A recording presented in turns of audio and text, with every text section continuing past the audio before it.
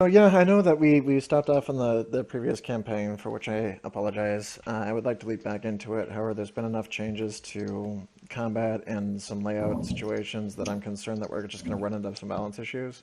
And I didn't want to leap us back into this sort of epic, like high level campaign, only to discover that nothing worked, and that we were going to have to cancel every combat we started, midway through our story session in order to try to fix something. So I figured I'd do this little one here on the side first. We'll do a few sessions of focused combat, kind of develop some monsters, see how this new idea works out, and then we can try to get back into the previous game. So the idea behind this one, I'm still going to give you a story. There will still be some conversation. It's going to be primarily combat based. I'm going to try to make a sort of boss gauntlet, so we'll have a few little bad guys, but mostly there's going to be some larger things so that I can see how the system runs when it has a single target. Because usually when we've been fighting equal parties, which was kind of how I originally designed the game to run, because it was supposed to be like soldier versus soldier. But there's a lot of fun in fighting big enemies too, and I just want to find out if I can make that work properly through it, and if having some scripted abilities for fights works out okay too. So some of the fights may have aspects like they're able to warp the terrain around them, or they can do some fancy stuff and cause explosions. They won't be behaving like standard people for some of them. They might also have cool boss music, courtesy of whatever I can find that is open source. So for your actual characters to create, we're going to build some new characters. We're going to go over some of the new stuff that has changed. The characters, you'll probably get, several sessions out of them. It's going to be like a little mini adventure. I figure it'll last about as long as the trip to Mercury lasted. So, 4 sessions or so, something like that, unless it ends up running longer because the fights just take more time. You can be as serious or not serious as you want about it. Don't worry about it there. The concept, though, is that we're actually working on their characters are going to be from a kind of a grotto, not necessarily by that name, but basically your third generation survivors inside a corp town made by Generico, which was a quasi megacorp that was going to become big, but they foundered. They went under. They had built a big corp town. They had platted it right down in the middle of the mean, and they were planning on taking over essentially the uncharted parts of Ganymede because nobody else was there. They're like, we're going to build our systems for it, and we're going to bring people and populate this place, and it's going to be great. And you're not entirely sure why it went under, because when it went under, everybody left. The buildings got left behind, the assets got left behind, and the place has been keeping itself running because it had really good anti-weather protocols, because that was the big thing. So the buildings are kept in shape and the heat is still running, and the AIs are keeping the buildings from freezing over. But other than that, all their stuff was shit. And all you have is word of mouth record keeping. So you're like 3 generations into this population of people that live in these kind of abandoned buildings, and it's kind of Mad Maxy over there. You've got stories of what happened. You have hardly any knowledge of the rest of the universe. The Um, far beyond. yeah, you don't have interstellar communication. You don't have communication with the other cities. You're out in the boonies. You have technology that you understand from within the place, but like Wi-Fi talkie tech is a bit of a mystery. So you've got sort of an isolated complex here. So you're not getting TV shows from the outside. You're getting an almost fantasy environment. It's just a fantasy environment that has Basically marine technology. post-apocalyptic Yeah, fantasy on the small scale. yeah, but in snow rather than deserts. So we don't have to worry about dehydrating. We have to worry about freezing. Yeah, that is the thing.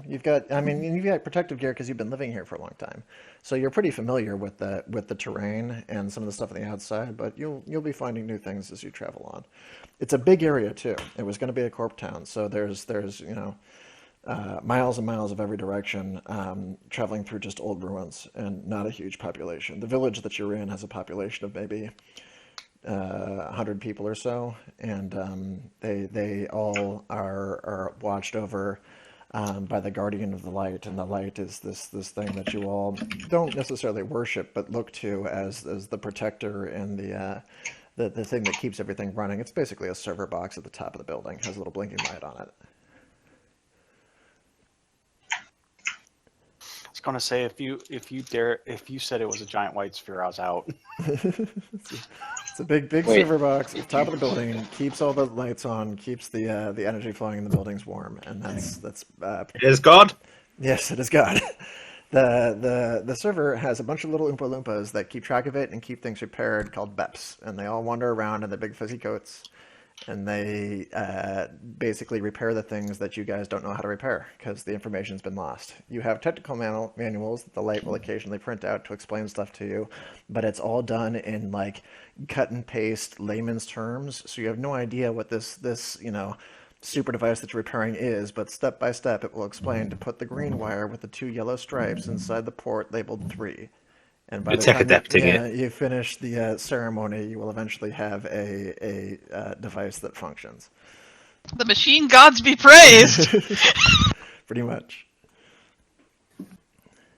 Finish building it. Excellent. Nuclear bomb goes off. Yeah, so it's essentially there's a lot of trust in the technology because without it you'd freeze.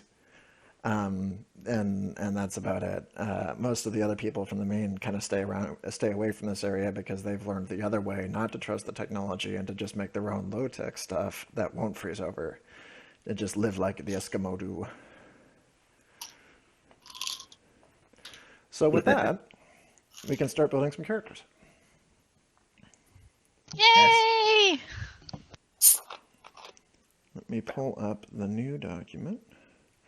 All right, stuff over here. So things that have changed or adjusted from last time to just kind of keep an eye on for new stuff. We're still using that 3-dice system. The 3 dice where you added your stat score and your proficiency score at the end of it. So it's basically adding 5 numbers to see if you pass. There are a few changes in it that simplify it a titch. One of them is that third item that used to be based on your item condition. You had one that was based on your stat that was changed with simplifies and complications. You had one that was based on your proficiency, and that one changed up and down based on boons and faults. And then the last one was usually a D10 that was based on your item, and it didn't change all that often. Now that dice is determined by an item score, which for most of the random items is just a D10 like it was before, but for the more reliable items like the weapons, it's just a set value. So you'll find now that heavy weapons have an item value of like 2, and it changes per weapon. The SMGs have a low item value. The pistols have a high item value, and it makes that so that's the number that you add in rather than rolling a dice. So you're rolling 2 dice and then adding 3 numbers to it. The advantage here is this does a couple things for us. That's why I decided to change it and try it out this way. Is it makes it that if you're using the same weapon in every combat, like most of us do. You can just write down what that number is along with it combined with your primary stat and proficiency for combat. And that's just one value that you have to add to the 2 dice. So it's a quick calculation. You just roll like 2d10 and add 12 to it. Or whatever it is that you get for your combined thing. And the other one is that it allows me to get to tweak the weapon damage values based on how we would kind of perceive that sort of weapon. So we were running into issues where the heavy weapons didn't really feel particularly heavy. They had slightly higher damage amounts, but because they were hitting at the same rate as anything else, they couldn't be slanted to hurt more. Now they don't hit very well because their item value is low, but their damage score is significantly higher than it used to be. So they'll feel more like heavy weapons when they actually hit. At least that's the hope. And then pistols hit more accurately and have a lower damage total. Rifles are now not, I think, I mean, we'll find out, but I don't feel like rifles are going to be the generic, like everybody should just grab one of these because they have a specific thing. They're fairly reliable with a low damage value. And if you wanted something spikier, you would go somewhere else. So that's something that's changing on there, and we'll find out how well that works. That's the primary thing that we're checking is whether or not that functions. There's a few changes for just overall character generation, like how mass behaves. So now for mass, let me just go find it really quick. Ding, ding, ding, ding, ding, ding, ding, ding, ding. Here we go, mass. Actually, I have to go into the morphisms for it. Sorry for shape. Looking in the wrong place. shape. So for large characters complicate any operator check using broadly, can lift 15 times their check results in athletics, which they all used to do. Large characters can't use smaller micro-sized weapons. That's it for large characters. For small characters, their weakness now is vulnerable. Small characters upgrade incoming damage dice unless it comes from a close combat source of equivalent base mass. So if they're shot by something big, it will update to the next largest dice value. The reason being, I think, we're going to find this out, and this may tweak as we go on, because of the stagnant item values, I actually think micros with really high evade are going to be nearly impossible to hit to start with. So they need to get hit kind of hard. But we'll find that out as we go. If we make a micro, we'll be able to check that out through there. In skills for proficiencies, a couple things changed. One, you will find that there is no more search proficiency. That's because searching in general kind of changed a little bit. It works the same as a regular check, only you don't add a proficiency to it. You roll the stat, whatever perceive you're doing, a mind perceive or a body perceive or community perceive, and you roll the 3 dice like you would before, but you don't add a search proficiency. So it's automatically going to have a few less points going into it than the thing that is trying to hide. And the reason that I went with that was because the risk versus reward ratio on hiding always feels a little stilted in most games. Like if your penalty for being discovered while hiding is that you're going to get into combat and you're going to risk even more because you've deceived them, why not just leap into the combat anyway? Your benefit, and the only difference between you and them, being able to find you is that one of you might have 1 or 2 more points than the other one. It feels like lying is a very risky event. You're not going to try to lie to somebody if it's going to result in getting your entire team shot. Make that a bit easier to give it a bit more incentive. So at the moment, the way it's currently skewed is that you are rewarded for attempting to be deceptive. You've got an automatic kind of advantage on that. It's harder to spot something that's hiding than it is to actually hide.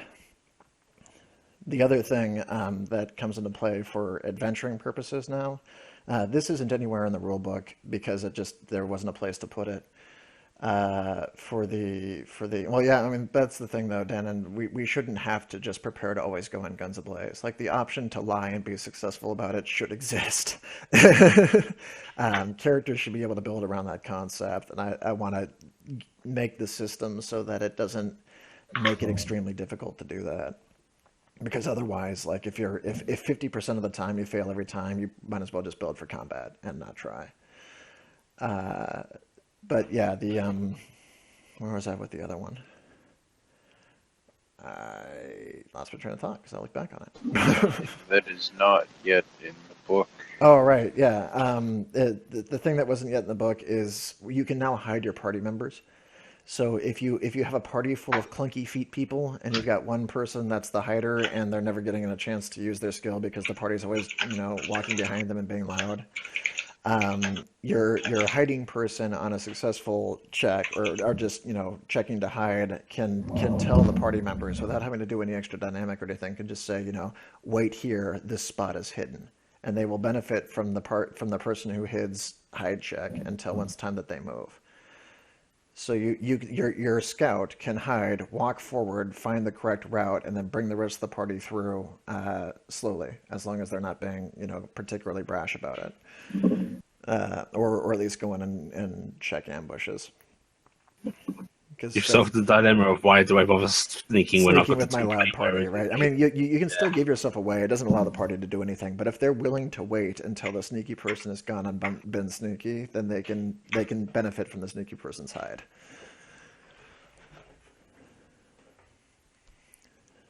All right, what else did we have through this? Checking to see if there was anything else immediately. There was some stuff in combat that changed. Mostly a lot of the things that floated around and had some weird special rules got kind of consolidated. The idea of being locked in melee is a lot more freeform now than it used to be. Now there's no disengagement. There's no special thing for, like, you've entered melee lock, if you've left melee lock or anything like that. It's all done through reaction. You have reactions in melee combat now. So that's in there, whereas before reactions did not exist in melee combat. They allow you to do pretty much the same thing you can always do in melee combat. The only difference with the reaction versus departure thing is that you have an opportunity to use it if they get within 2 hexes of you. So that's the threat range that used to be there, but it's not a special action or anything else like that. It's just a reaction. So if you've got reactions, you can use them.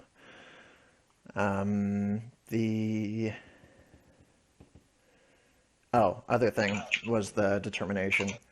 So we always had this ability where you could use readiness to re-roll dice in combat, and you could use readiness to do +1s to hit and stuff.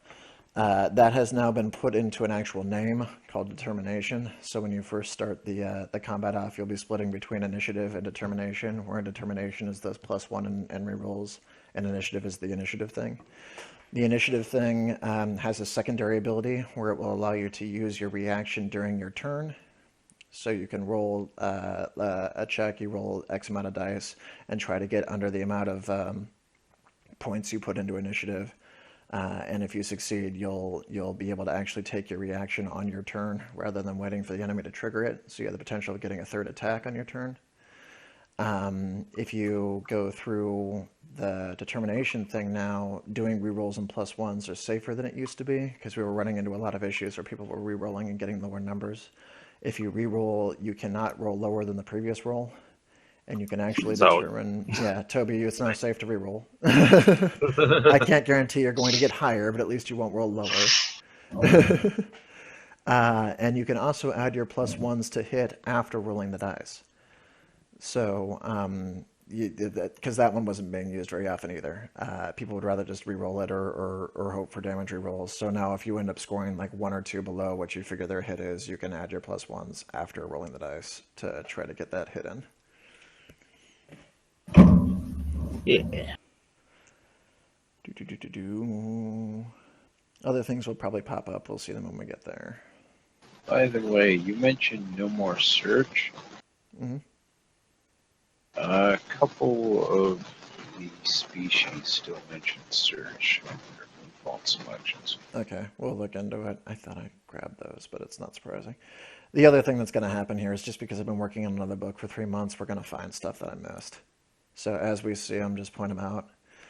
Fix species search situation. For now, don't worry about it. I'll determine what it is that they're going to turn into before the next one goes happen. On the same line as species, all the other species have 4 boon fault selections, but Avia still only has 3. But I wasn't sure if that was on purpose because I know they fly. Let me look at it. Actually, the ungulates also only have 3. They technically, I'm assuming the order boon just didn't get added in, so I just assumed it was 4. Yeah. Because all the order boon stuff got compiled in. And if the only having 3 because they can fly is how it's intended, the seaworthy ones should probably be the same. Yeah. That doesn't get used nearly as often, though. Like, I consider flight to be a bigger benefit than being underwater. But what if you do an underwater campaign? That's true. It's a remarkably high number of seaworthy critters all of a sudden. Family and species. Okay, so which one had that? Yeah, Reptilia and the Ursidae still had search. Right. Okay. So that one, I'll tweak that one when we get to it. I just I missed that one. But the yeah. Okay, this one still has Simplify. Logic, operate. Yeah, it's missing one. I'll just put in another one because you're still doing it that way. So. Okay. All right. So, you see, search information, fix.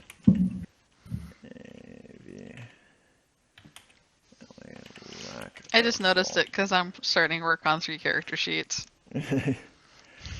Okay, yeah, I'm we'll an probably find a overachiever. few spots. Some stuff that I know hasn't been really completely updated yet. There may be some strange things that you see in items and in plants where they're referencing stuff that isn't there anymore.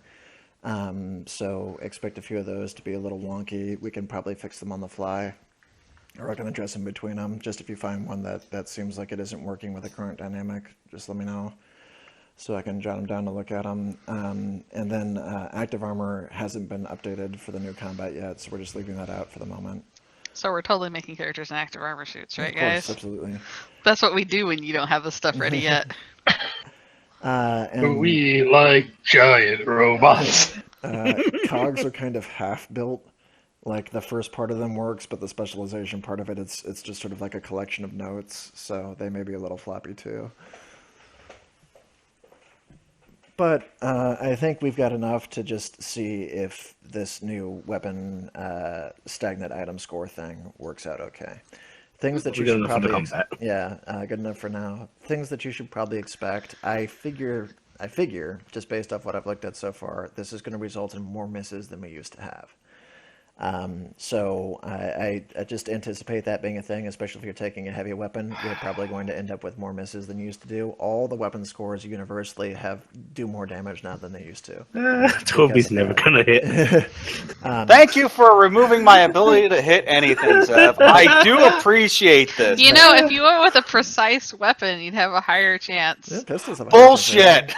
Also, this is No, this it's is why loaded in that determination favor. I has can't help been it. You roll tweaked. 1 on dice. This is why determination was tweaked to allow you to do +1s after rolling the dice. So if you feel like you're within a hair's breadth of killing the guy, you can buff it afterward. I'm never within a hair's breadth. I'm always at the far end of the spectrum. Well, I can't help you if you roll terribly.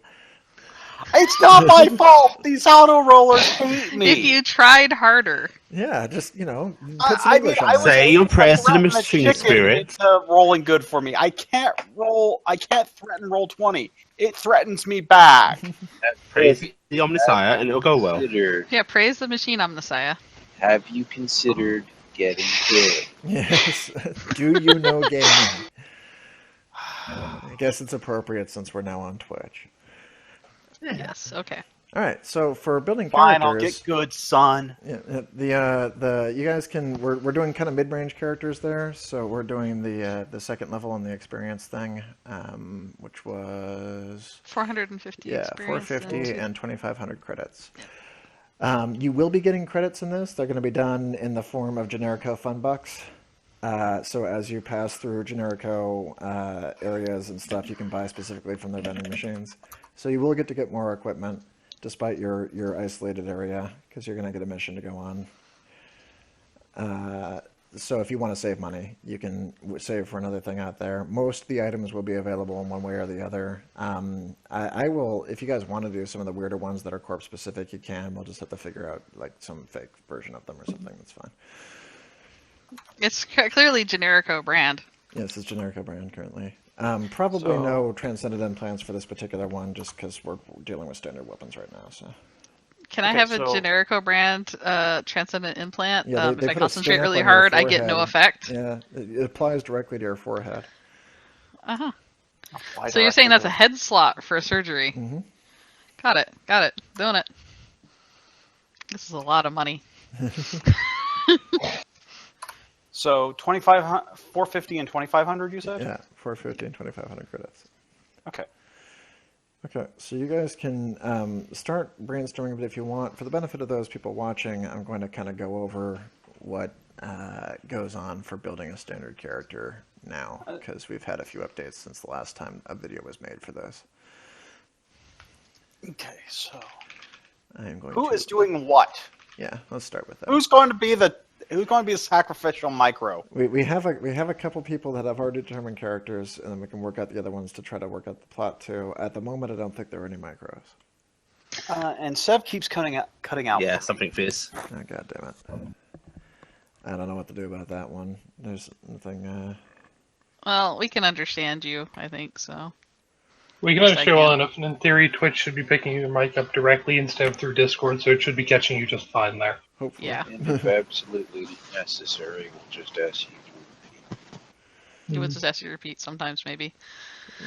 I have been prepping. I'm prepping up 3 separate characters to help the party out. I have a standard vector who is air quote blip because blips technically aren't the rules yet, but multimorphisms is, so that's what I'm doing. That's Rekka. She's my melee fighter that does fist attacks. I get it. I have Kara Hildar, who is my Centaur Valkyrie chick, who is for honor and victory, and she uses a boost hammer.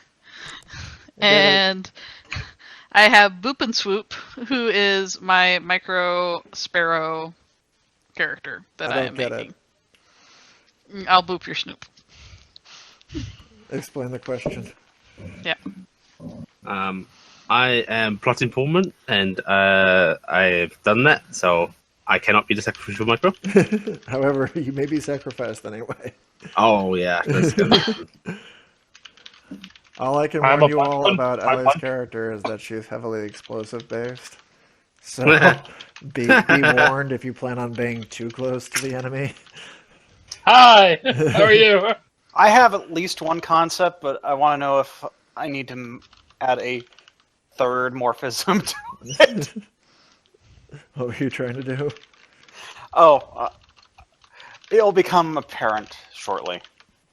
But if Have Matt you- doesn't want, he needs to know. Yeah. Yeah, he's If kind Sam of he's doesn't- kind of in charge. You don't get to hold things back from the guide. well, that's why I'm trying to find out if someone else is planning on doing the micro, because that's going to change everything. Oh, if you were going to make a micro or not. Yeah, well, that's up to you if you want to make the micro, because I am amazingly excited to play any of these characters. I will say the backstory for where we are does make it so that Reckless Endangerment, my Pulse character, might not make the debut, because I don't know if my Starfall suit will work really well for this setting. It would be kind of busted. I mean, Yeah, I'd basically be like, so I landed. Also, I do want you to play a tour because I want you to be my shoes for once. Or horseshoes. all four Horseshoes? Yeah. I could play the Centaur. Alright. Let's see. Well, let's look at micro. So, Rekka's technically, she's my pretty kind of goatish girl. I can actually show a picture of her to you, Tagon. You gotta save Rekka for when we can do the pair. All right, yeah, but me and Allie have designed a set of Pulse characters. We came up with a Pulse game. It's called Comet Fall, and basically the people in Starfall suits will fall from orbit, fighting the whole way. And then when they land, they have to finish the fight. So they're in these big epic Starfall suits with big heavy weapons, and they just kind of just brawl into each other. Yeah. And King of the Hill style.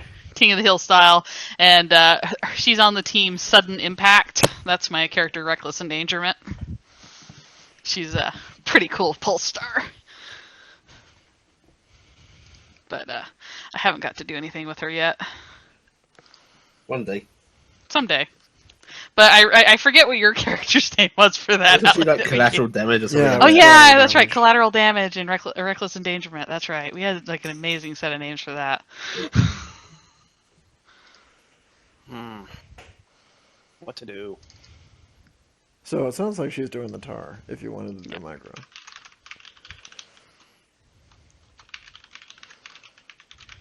We have one cog. We technically have two cogs, but I don't... No, Ali, you're doing levitation, right? What's that? You I mean, broke if you would out actually again. run up our call. You're doing levitation, right, Ali?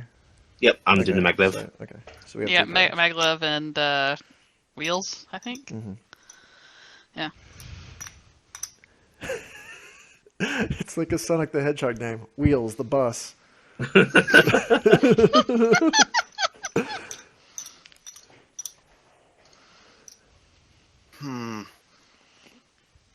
There, I showed off Reckless to people.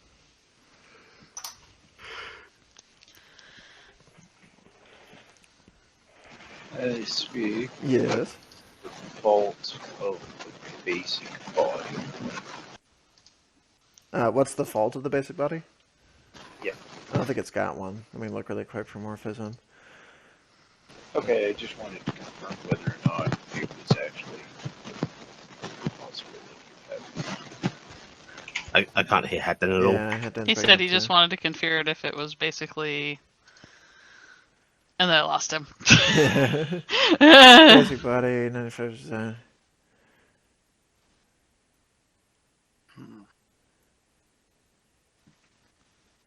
What would make a good micro character? Yeah, it's standard shape, base mass 5, no other, nothing.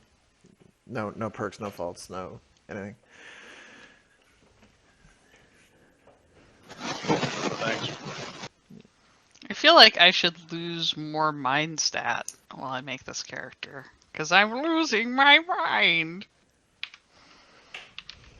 Okay.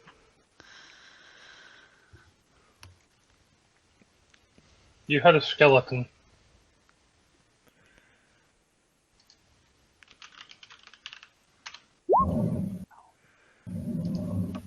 Dang it! Ah.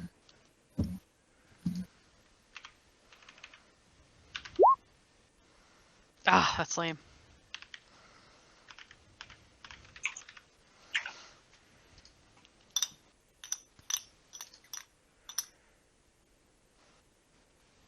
I need a critter. Someone help. What are you trying to make? Well, He needs to I'm make a gonna do- micro. I'm going to do the sacrificial micro, but I've never done any. Why are you doing it as a Make a guinea pig. Done and done. Chihuahua. We've already No. got a pseudo-fennec Flecton. Chihuahua. Ah, no. Ow. You don't need to yell into the mic. I didn't yell at him like I just. I know leaned you into put the your mic. kept your mouth over it Yeah, and it that's amplified the horrible. noise. No, I didn't even cup it over. Well, No. whatever you did was horrible. It sounded like you ate it. Make a guinea pig. It'll be funny. Do a neurotic rabbit. Wiggum? Do a jerboa. Uh, A neurotic Joboa, as opposed to... the Why is normal- everything I'm suggesting a rodent? Do a cat. Meow. Do a lateral. That's Oh my like God. doing a micro. Do like the fucking... oh, we don't have any laterals, that's true. But Yeah, you- do a lateral fox, Toby. No, you should do it the Oh, frickin', God. Dwarf Okay. kitty. Dwarf kitten. Small Nope. legs. Luden. I'm doing Do Luden. Luden. Do a little lateral fox. It'll be micro because of the fact it's a lateral, and then there you go. Okay. That solves everything. Well, I was going to do a character name by the name of Bob. No, we don't need Bob. Everybody needs a Bob in the party. No. You want it to be a goat? Do you Not want a to be like the goat. penguin in our class night? Do you want to go down the cliffside? Help me. Thud. I'm okay. The fluff saved me. Okay. Okay. We need family. Family. Okay, so for those of you watching, if the rest of you don't want me to like talk over your thinking, you can silence me momentarily, but I'm going to give a little rundown for the people who are watching, so they can get an idea of how things are working currently. So for character creation now, there have been a few changes from the core books. If you haven't looked into those, or if you've read the core books but haven't seen any of the work in progress for second edition, some things were saved and combined a little bit. Die rolling now works differently than it used to. There is a 3-die system that adds some stuff to it to give you a target value number that's compared against a success value. So it's kind of like the way D20 works. It just has different variables that are going into it.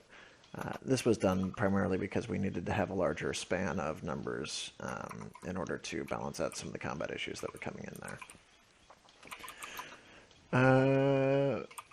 Traits have been narrowed down a little bit. There's no longer an economy trait. This has been true in the beta for a while now. That was one of the first things that went away. It was a fun experiment, but the feedback that came through from most players was that they just weren't getting a whole lot of use out of it and didn't like having to think about it. So economy was removed. There are now only 2 different traits in any given stat. If I pull up the character sheet here, you can see it. Open. Where did I put that? There it is. Over here, over here, over here, over here.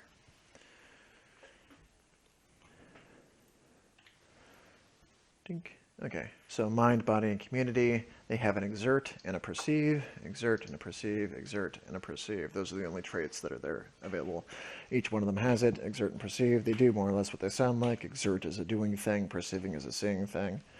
And the rolling is more or less like what it used to be. You combined a mind or a trait and a proficiency and roll against whatever it is you're trying to do, and you still have the ability to be a little floppy on some of those things for which one gets used for what. So they're not completely locked to stats, but they're a little bit more locked than they used to be. And not quite as heavy, I think, as D&D does it, because I believe D&D still has their traits pretty much locked to exactly how they're used, but this one doesn't have quite as much of the apply anything to anything that was in first edition. You still modify dice up and down. It's done through dynamics called Simplify and Complicate, or Boon and Fault. It just means that if you're particularly good at a statistic roll, or you're specifically good at a certain skill, you can upgrade or downgrade your dice. So dice are no longer locked to the specific columns where you're always upgrading body and always downgrading mind or something like that. They're now locked more toward individual actions. And that was changed because we just saw a similar span of dice rolling or dice patterns for a whole lot of people, wherein if you were really good at playing cards, you were also really good at shooting somebody, just because the same line of statistics had the boost in dice, and that was not quite what the idea was behind that. So now they're narrowed down a little bit more.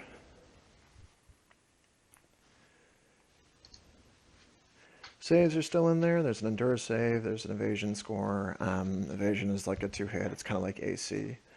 But it applies to some other stuff too. So most of your being able to leap out of the way and stuff is done with that. Readiness is still around. It does slightly different functions than it used to. It actually splits up into different pools when you're doing combat, so that you can get rerolls out of it or act first, things like that. Movement's still there. Weapons and combat are a whole different. The entire combat system, much like the entire game, changed pretty heavily. I'm not going to leap into that right now because you're going to see plenty of it as we're doing this additional test. But the weapons now have a lot more randomness to their damage value. Not entirely random, but more than they had before. And combat is not quite as immediately immediately lethal as it used to be.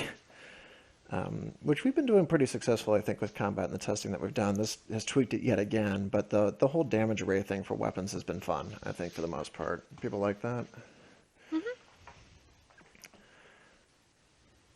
I've enjoyed it.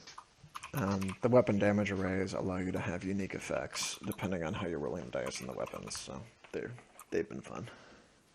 Mm-hmm. Here, what else we got? New book. Cogs will be included in the new book from default, so you'll be able to play them right out of the new core book. Vectors are in there, all the core extended races are in there, and all the core extended vector races are in there, and the core extended morphisms are in there as well. The special races like exonymphs and Cogsoons are slated to be introduced when the monster book comes out for 2nd edition, rather than the core book. So it'll be vectors and cogs in the core book.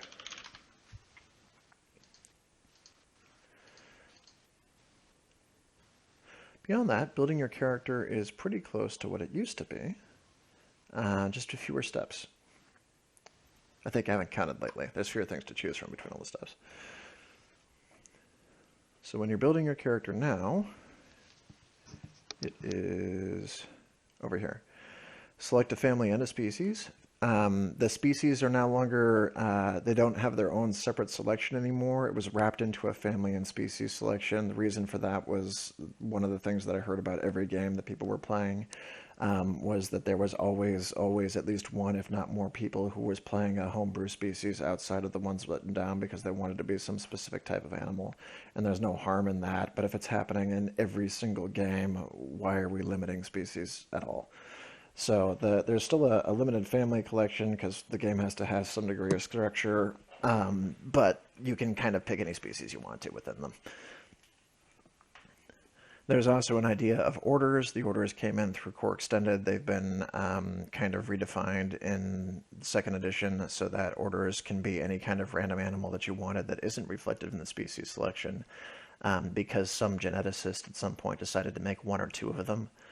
and you have grown up among this other species or this other family, so you have many of their same boons and faults and social outlooks, but you are not of them genetically.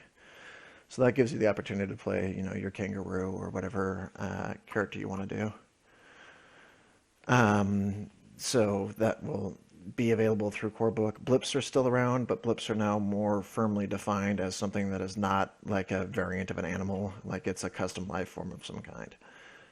So you can make your alien or make whatever creature you want to make out of the blip thing. If you're trying to make just an animal that isn't normally represented in the species list, then it would just be an order within a family. COGs actually changed quite a bit. They got a lot of new options. All the old options are there, but they got a lot of new ones too. They can now specialize their frame. You can get some pretty creepy looking cogs. I really hope artwork pops up, or if I can get some for some of these other ones here, because there's like tentacled cogs that can float.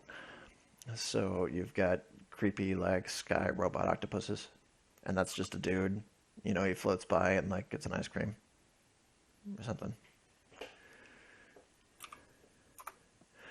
Mass is a new dynamic that has been introduced that's tied to the size of your character, so is shape. Both of these things are played into combat fairly heavily. They also affect the things like being knocked around or how heavy you are when you hit something. And they're determined through a lot of things like morphism. So if you're a large character like a Tar, you're going to have heavier mass, a larger mass score, and a larger shape score. And the shape score is just a name for something that already existed in first edition, where Tars took up 2 spaces on the battlefield, and now that is a shape called long that is shared by other things too.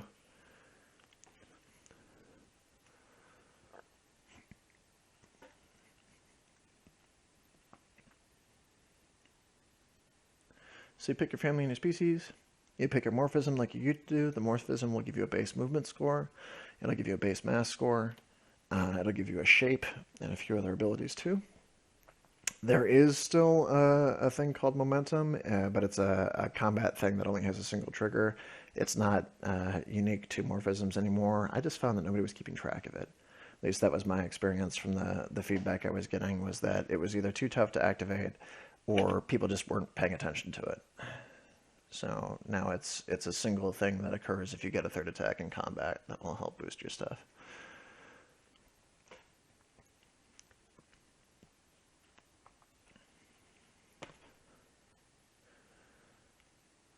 Here's frames. History. History is kind of where the old motivation thing was, and I think actually motivation is currently out of this. I'm just checking really quick.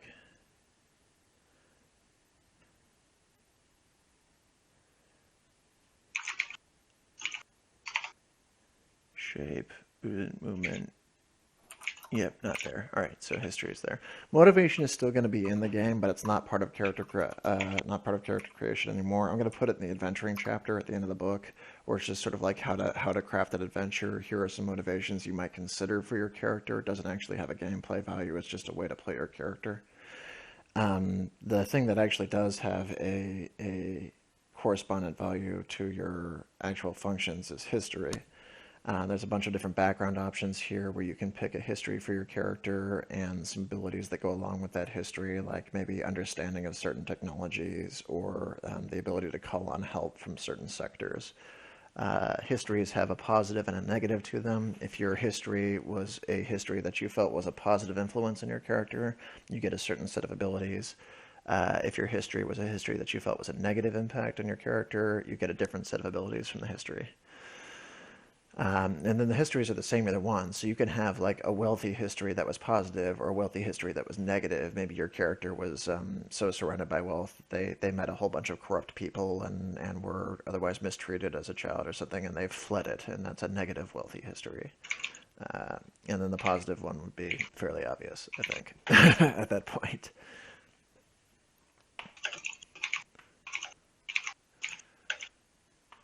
There's a whole bunch of options there. Education does what it used to do. It allows you to figure out what corpse taught you. The the need to pick certain corporations to learn stuff is much lower than it used to be.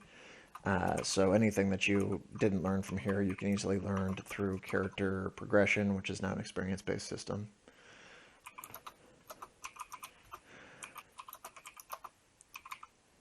Corp education still teaches you a few things, but there are other ways to learn them too.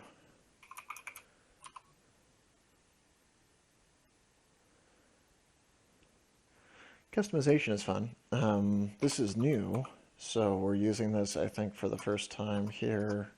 We brought it in midway through the previous campaign, where at the end of character creation, you have a few random points given to you to kind of tweak stuff from the base mold that you had. So if you had like a tar, but you felt like your specific tar should be heavier or stronger than most of them just because that's what you wanted them to do, you can spend points to boost your mass by 1. Or tweak some other statistics just by 1 or another. This was one of the reasons why we went to a check system that had larger numbers in it, rather than just 10 numbers in it, was we were finding that a lot of the characters were ending up within 1 digit of each other in terms of overall statistics, and it didn't really feel like much of a spread. So now that we have kind of a larger pool of numbers to play with, characters can be tweaked in one direction or another and still be distinct from each other.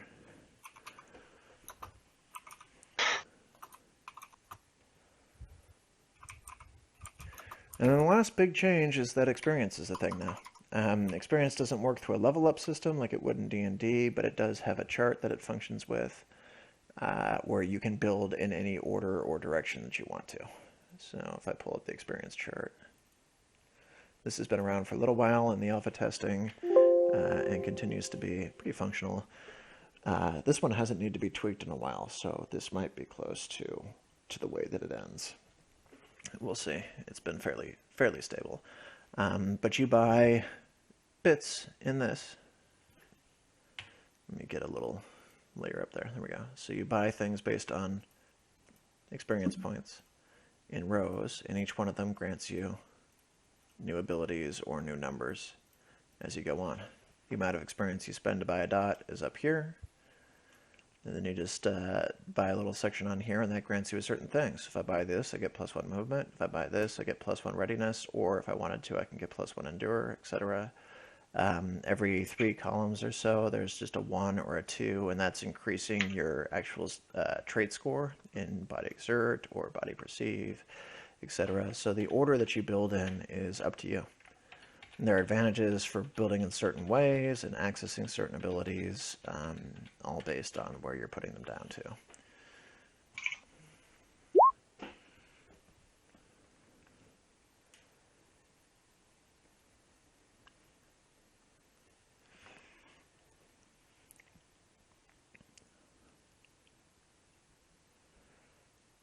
Yeah, it's just progressing from left to right. So, you know, if I've got 30 experience or something, then this is 10 points. That's 20 points I've spent. That's 35 points that I've spent. So I can't quite get this last one until I get 5 more experience. Once I get 5 more experience, I can buy this other one here for the 15 and get those. And whenever I buy something, I get whatever the listed ability is.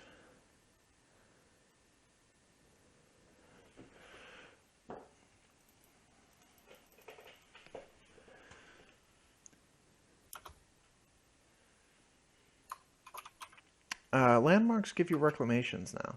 So, I mean, landmarks give you a few other things too. You'll get some bonus points, basically. You get to rebuy one of the things that you've bought before.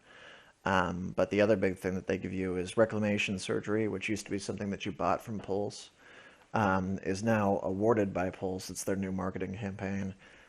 They reward people for going above and beyond, essentially. So if you get landmarks, you can go and get a free reclamation surgery. Which was done for a number of reasons. It was just kind of, I thought it would be more fun to have people not have to worry about juggling their money all the time, because that makes some folks anxious. They're like, when am I going to need this? And the reclamation have really simple abilities that aren't particularly game tweaking in one way or another, so we might as well just give them to people for fun and let them play around with it. Yep, you can get to 5 by natural means now. The special super strength and stuff is not necessarily based on your stat score. So that is a little different between this one and the last one, whereas the first edition, the number of dots in there was actually reflective to kind of how actually physical strong you were. In this edition, it's really just your ability to make use of your assets.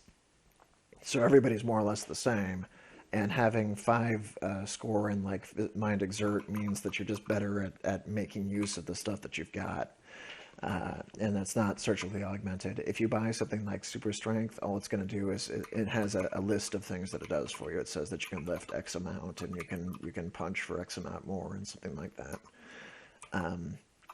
But you can get all the way up to 5 through normal means. In the proficiencies, you can get all the way up to 4 through normal means, and then the 5th dot, as opposed to the 4th dot in the proficiency, which this is new, guys, by the way, those of you making your characters, you now have 4 normal dots and a 5th dot. So there's 5 in the stat trait, and there's 5 in the proficiency trait, and the 5th dot is through the preeminence quest, like it used to be.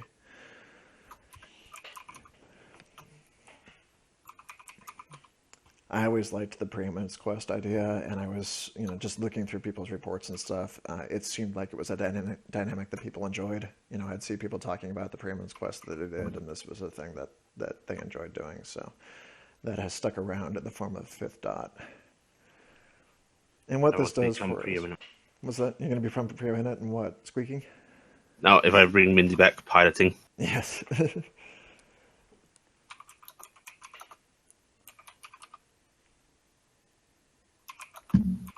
So when you first begin the game with your starting experience, you start with, I think it's 250. Let me look it up real 250. quick. Yeah, it's 250. Yeah, so 250 fills in about, roughly there, about like that, in terms of overall fill. And that's what a normal person who is getting ready to go on an adventure looks like.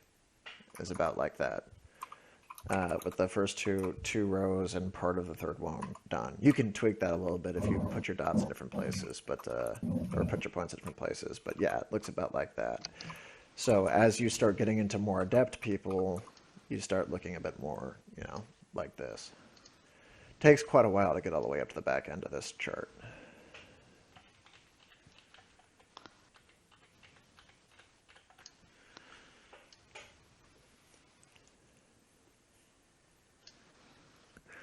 Well, the thing with this one, by adding more numbers to the overall pool, that last dot doesn't become quite so critical as it used to be. So I think in the previous one, it hurt to not have that one a bit more than it does now. We actually didn't even have a 5th dot in this system until just right now. I just added the new 5th dot option to it, and we've been doing fine with 4. So, but the thing that I was noting too is that people who wanted to be really good at something were going immediately to 4, which you got to expect. That's the way, if you're going to want to be good at something, you might as well put all the points into it. So now we have at least another thing for them to shoot for.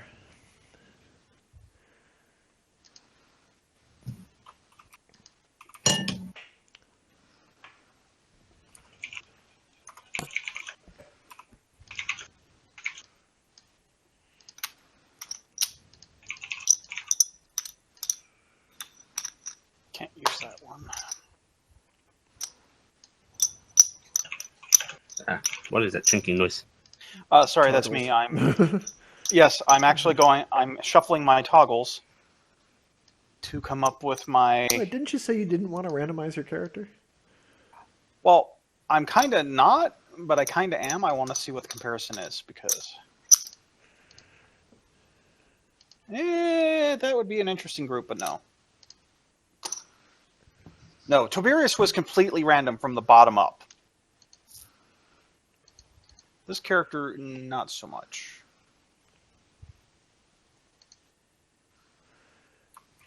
Sort of. It's not the old allegiance system isn't there currently, but there's another thing called arc points that works a little bit on that idea.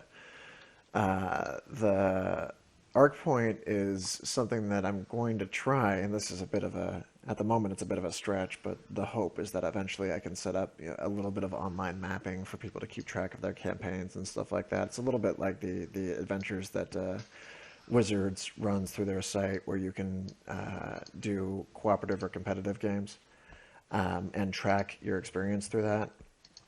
Arc points are awarded for successful missions, and all of the published contracts are going to have a set number of arc points on them, and then there's a guide for how much you should make your own missions be worth for their arc points and stuff. And by getting them, you will get awards through certain corps and stuff that you've worked with. So if you did a mission that awarded you like 14 arc points or something like that, when you get up to 50 or so, you'll be awarded with the ability to purchase larger weapons or things like that. Bigger guns, tanks, take on higher missions. Some missions might have an arc threshold.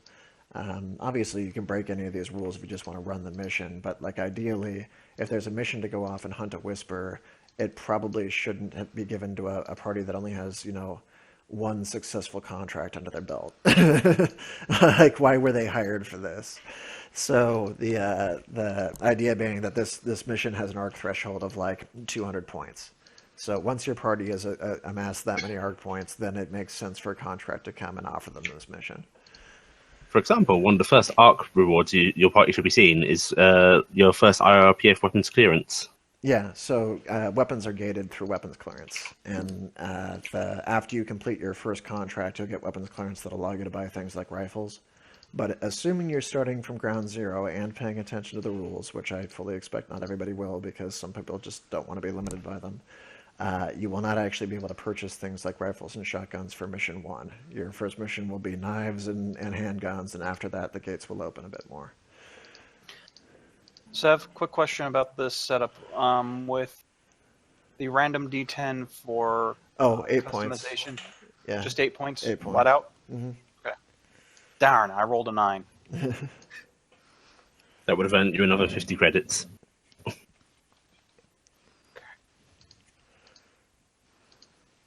Alright.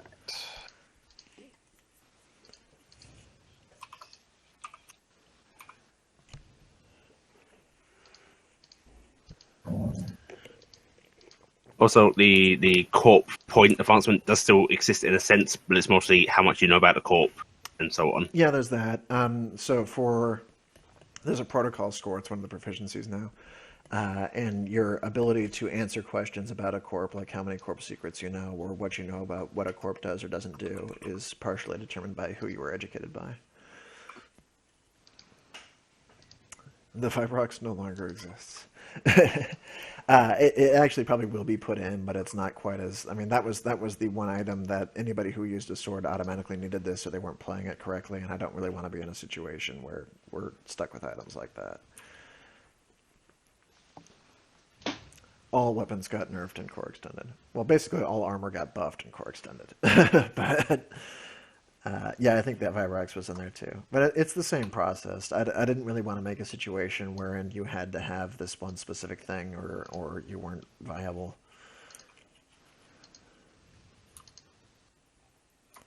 If the choice is too good to skip, it's not really a choice anymore. Yeah.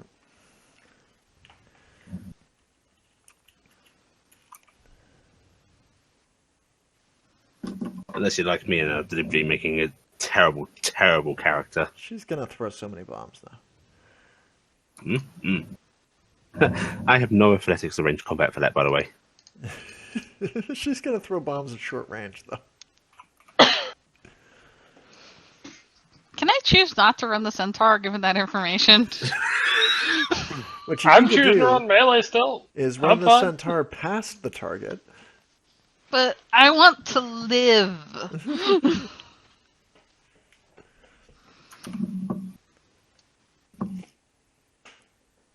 Well, depending on if she's really, really accurate, she could throw it to the side of the enemy and not hit you. Also, you are breaking up something real fierce. Oh, god damn it. I'm gonna check the back connection of the computer here and see if maybe that's doing it. Am I breaking up for the stream? Those people who are listening to the stream, am I breaking up over there? That's a good question. I will say, through most of your explanations, you were doing pretty well. Doesn't seem like there's any loose No, wires. they say it's loud and Okay, clear, it's so it must just be Discord. Discord. Yeah. Yeah, it must be Yeah, just, it's probably just the server. is it Really should input reinstall sensitivity? Discord at some point. Has it like toggled itself on? Let me look at the thing here.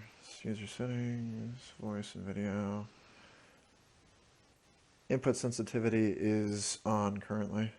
Try turning that Yeah, off try and that. turn it manually. I'll just drop it down a little bit. You guys might hear some hum. That is normally the guilty party, this kind of thing.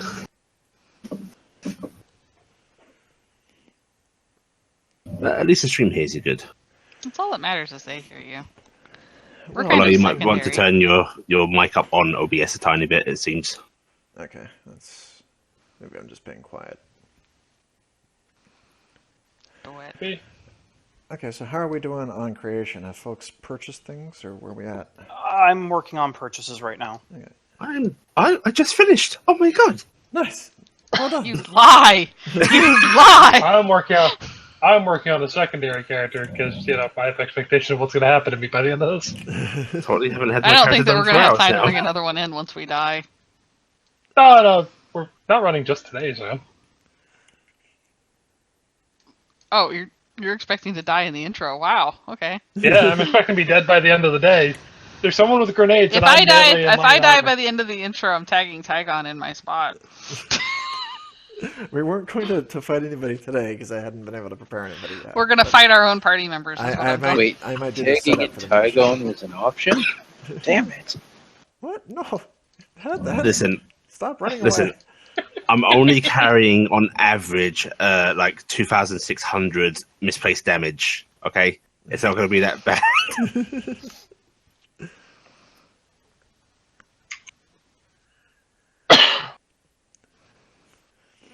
Don't worry, Ali. My backup character is using an overcharge trip and sending it in play it. Okay, We don't so have resident influence.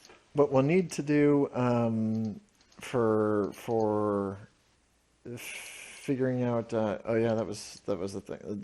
You didn't actually give him one? What did you build?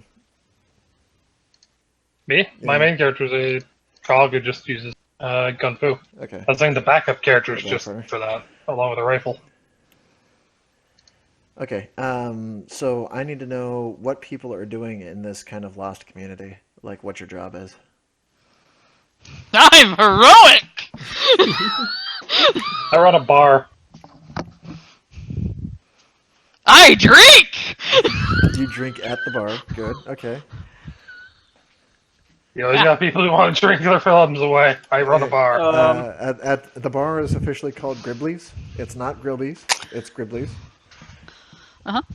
Okay. My I'm character's- back. Okay. We have a BEP. Good. Llewellyn is the recluse hermit who's been trying to get the off-world communication system operating for the past 20 years and has yet to succeed. And he doesn't realize that he's working on a toaster. Good. Good. No, he thinks he has it. And then there's a couple beps, and he's just going, "What the fuck?" Boom, bep, doom, bep, doopity. Doobity Bep. bep. Hat Dan, what were you thinking? Head down, Sorry, scared. I'm on push to talk, so I have to switch windows lest I spam it with a key. I'm going to be a medic who drinks at the bar a lot. Nice. Is it going to be like bones? Like, that's all that we're left with? Are you Or making your bones? Wookiee again? No, I'm making an alligator whose name I should not reveal lest you go to Google Translate. Good, good. Glad we're hitting this already. I'm concerned. No, you're Really heroic. You concerned. We should covered be. this. I'm Okay, so- heroic. So the revelation is we have a bunch of drunkards. Good. No, I like it. I mean, it makes sense. So, what is the booze? Because the booze is, are you like, have you created your own homebrew kind of thing? Pretty much. Because they I mean, I don't tell people it's moonshine, but it's Yeah, moonshine. The food synthesizers are there, but you have had time to kind of like you probably cook your own food. The food synthesizers are not amazing. They pour out liquid beef. It isn't always cooked. Sometimes it tastes cooked despite not being cooked. So, of real? Nice. Yeah, so it's a bit of a fantasy setting here. There might actually be a reason to go to Gribley's and get yourself like some food. Well, does anyone know that the owner of Gribley's has hired Llewellyn to occasionally sabotage a food replicator or two? Joking. Why would they do that? Why wouldn't I do that? I'm not playing a moral character here. Why would they do that? Because then you come to the bar. Get real It's all the food. great crap I find out back. I mean, make. Wow. No one drinks there unless they know better. Also, if we're going to make amoral characters, let's make sure it's the kind of amoral that's actually happy to work with a party. Isn't that always the problem, though? I'm heroic! So much. Hey, we're not happy to work with people. Sam is far too heroic to work with the party. I am far too heroic for this shit. Do you think your centaur and the battle royale they are just like long lost soulmates? I'd like to think so. I think that deep down they would get married. Yeah, totes. Sam is down for that. Or, suplex each other off a cliff. Yeah, that's the ceremony you see. That's what I was going to get there.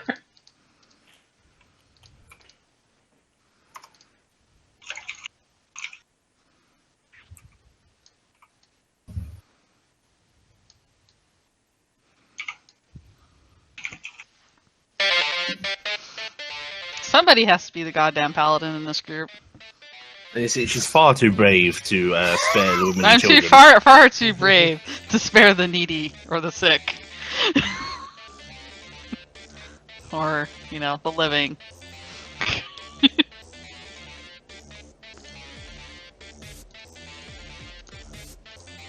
I'm gonna glory in the shit out of this. It's gonna be great.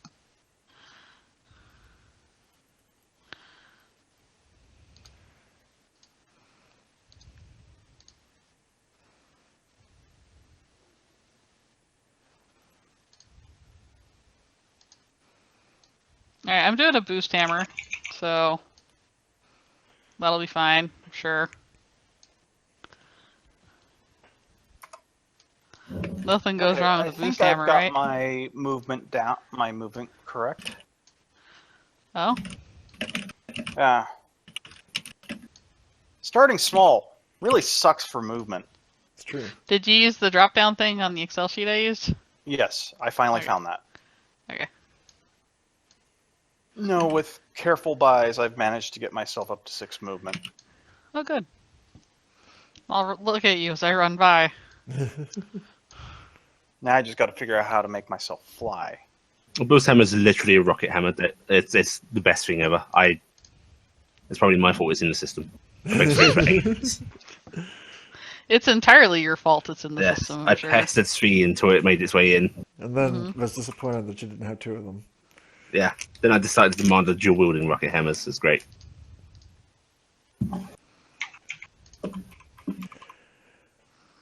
Okay. See, it's a valid question. Now, Dan, are you in a relatively proceeding state? I don't think we're going to have to do much in the way of checks. I can always bullshit stuff. You know that. In the meantime? Okay. I'm just going to set up the scene or anything. We weren't planning on having a full session tonight anyway. I was just going to get our story started so that we can actually walk into combat fairly quickly for the next one. To get into it. All right. So, yes, it is another night at Grilby's.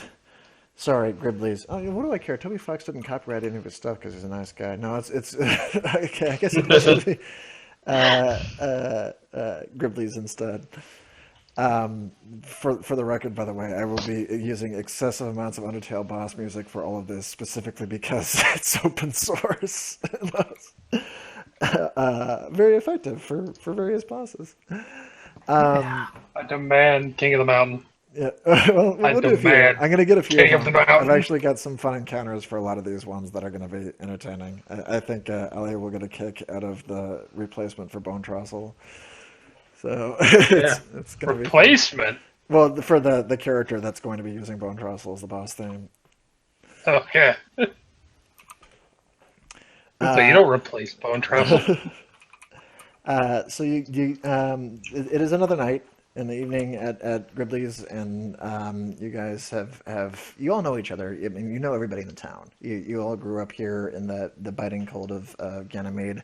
You don't actually know the planet as well. No, I think you would. You know the planet's name is Ganymede. You have a vague idea that there are civilizations outside of your own. No, we live supposedly. in the universe of Ganymedia. Yes, the Ganymedia. That there have once been civilizations beyond your own, but you don't know much about them or if they're still around, because as far as you know, there was a grand battle, a grand war between the mighty Generico, which was this up-and-coming, amazing megacorp that was threatening all the other ones. They were getting pushed aside because all the marketing campaigns said that nobody else could compete with Generico, and they all banded together, and there was a massive fight that shook the heavens, and ships rained from the sky, and all was after that was silent. And Generico, with its last benevolent act, blessed your town with the light, which keeps the fires burning and the walls warm, and power in the places. But beyond there is all cold. Everything's gone. All planets are frozen solid because that was it. The The fight, war ended yeah. civilization everywhere. It's down to this now. You're left in this this frozen wasteland, and if you go beyond the confines of the Generico cities, the light will no longer be able to warm you, and you will be stuck in the rest of the frozenness. And which would be miserable. So you hang out in the city. The city is pretty large. It's not all functional. It is quite cold out there. But within the buildings themselves and the places that have been etched out for civilization, you can have a fairly normal life. And you know of other places within this city that have people. So probably within the city itself, I'm going to say within your local community, there's probably 100 folks. And you may know of a population of perhaps 500 total, give or take, random, scattered about this stuff, with rumors that maybe elsewhere on the planet the light reaches a few other Generico cities, and there may be equal-sized folks over there, but it would take a long haul through the cold in order to get to it. Or you can try to take the ancient transit lines, but they haven't run for forever. So I mean, you're not. allowed Some to do people that. sometimes leave to find them and never return. Occasionally that'll happen, and they won't come back. Or the one that is the popular myth is if you just followed the rail because there was a transit system that led to other cities, you might eventually get to one of the other civilizations. But the rail doesn't run anymore because the light doesn't want you to leave. So you'd have to walk it. And out there you'd be walking in the snow and be devoured by the monsters that were left from the fallout of the war. Which occasionally get hunted and brought in. Amongst the hunting parties that do go outside on occasion and bring out wildlife to help supplement the light's food sources is Sam's character, whose name is what? You already forgot my name? I never knew it. It's Kara Hildar. Oh, right. Okay. That was Remember? Yeah. I was making the Valkyrie joke about battle. Right. I like it. Punch, punch. Punch, battle. Right. Kara Hildar, who would be among the... wow, that is disturbing. Thank you, Bruin, for that. What did Bruin do to you? Oh, I see what Bruin did. Beautiful. Pretty amazing. So you will occasionally go out beyond the walls, not particularly far. While you're out there, you have stared off into the abyss in the distance and seen the rails travel far distances. And every once in a while, you swear you see a blinking light. That might be the next stop along the railway, but it's tough to tell because it's off in the snowstorms and in the flurries, and it's way off out there.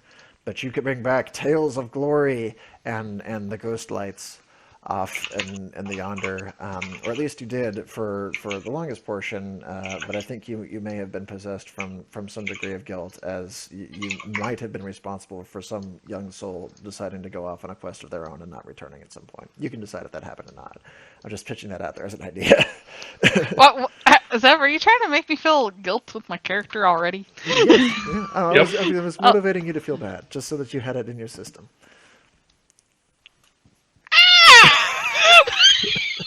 Why? It's gonna happen eventually. May as well get started now. Why? She's not even got a thought in her head. No.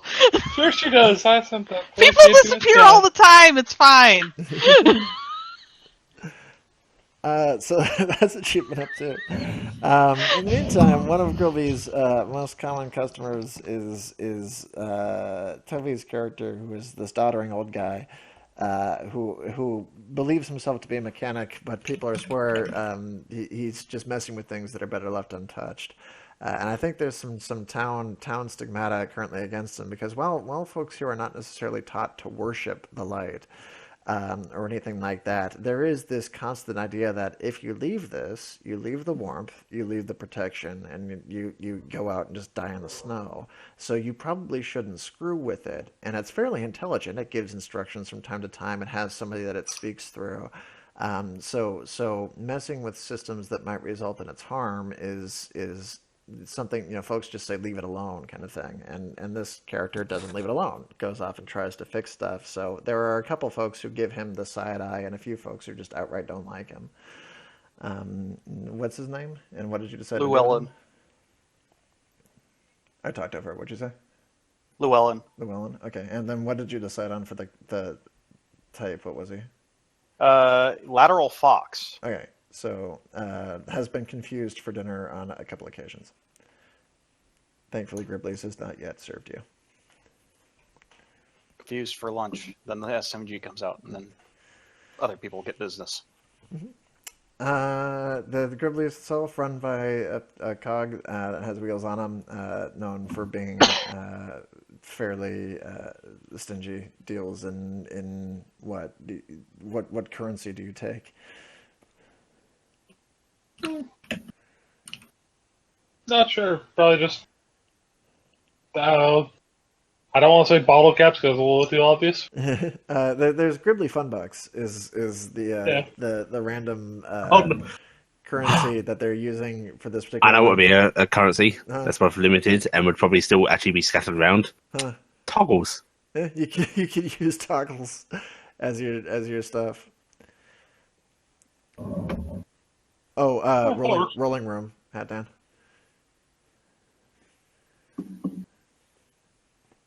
Yeah, go to rolling room. I'll make a place for it eventually, but right now it's just a rolling room. So toggles are a thing, and the reason the toggles are a thing is because you can actually bring them back to the Generico vending machines and put them in there, and you'll be offered a refund, which can be used as credit for other stuff from Generico vending machines. So if you have toggles and you feed them in there, you get the light will give you credit in its special currency to buy other things. So yeah, toggles is a thing. For purchases and stuff. We will actually be using money through here, but one of the reasons that Generico went under is they tried to make their own currency and that didn't always catch on. The Generico phone buck did not have any dollar value attached to it. It only works on their stuff. Ellie's character has not yet been introduced, but you guys should be aware that there are a bunch of Oompa Loompas wandering around. They're machines that are not terribly intelligent. They have rudimentary intelligence and a very perky personality. They're considered to be fairly mad by the denizens and stuff because they've been too close to the light, but they are loyal servants to the light's whims. So while they are a little doddering, you are not supposed to be damaging them because they help maintain the light system. So I'd like to point out there was an incident with my character, Kara, as a child. She didn't really understand, and she got locked in a logic loop conversation with a BEP that lasted 3 hours before an adult came to save her.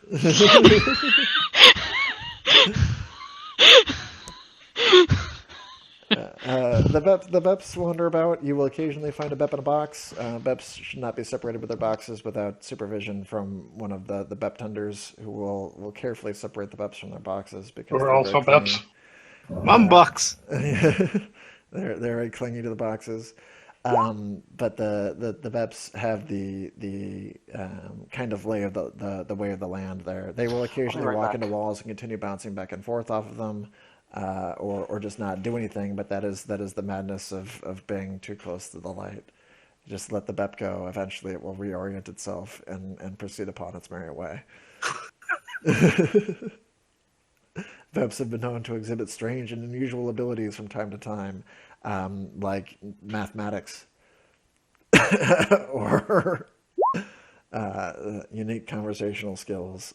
It was said that one person actually was able to talk into a phone for a while to a Bep until they realized that they were just talking to themselves. There's just one Bep that wanders around throwing stuff everywhere. It's a little weird. Yep, it was a little peculiar. One Bep attempted to catch all the other Beps inside of Bep balls.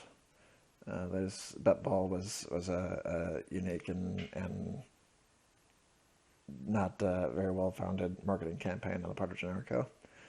Turns out the Beps didn't fit very well in the balls. They just threw things. As it should be. And then Hatdan, what do you do on a daily basis? Because you said that you're a medic. Are you just hanging around the bar most of the time, or do you have a building that you do your medicing in? Occasionally, I do actually go into a clinic when I'm looking for money Fair enough. and attempt to earn money by telling people that they have a horrible rash and they should really stop sleeping on their sides. Nice. So the local doctor, who is the medical authority of the area, is what's the character though? You really do want to hear this. Okay. Good choice. My character is Karaka Taraka. Wow. Okay. I'm not going to try translating that, but what is he beyond that?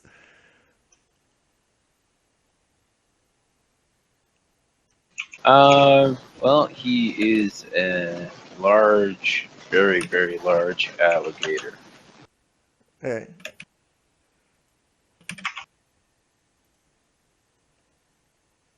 But aside from being a very tall alligator, he's gruff.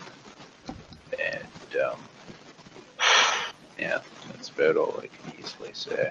So there's an alligrapher that has a clinic there that you go into if you are feeling ill, and he will proceed to take your vitals and perhaps medic you in a way that might make you better. It's said that he has a heart of gold and will occasionally step up. You know, he's just kind of gruff on the outside, but really is a great guy. However, that's not been proven in any way. It's just a rumor I that returned. passes around Sorry. Gribbleys from time to time. That he might in fact be friendly. He might, but we don't know. I don't know for sure. His bedside manner is non-existent, nor is there a bed in his clinic. You just have to sit there, regardless of damage. Now, for the sake of note keeping, would all of the people mind actually typing their character names into our chat? Yeah, that would be good to have. Which Is it chat? the Twitch Into chat or the Yeah, Rolling do it- Room, do I it in suppose Twitch, everyone's in yeah. there. Or Twitch. Yeah. Oh, do it on Twitch? Oh, okay. Well, Either way. I feel subconscious now. I can't You do it on Twitch Okay, because rolling I room? can't run Twitch as well. Okay. I'll do Rolling it. Room. Yeah, do it in Rolling Room.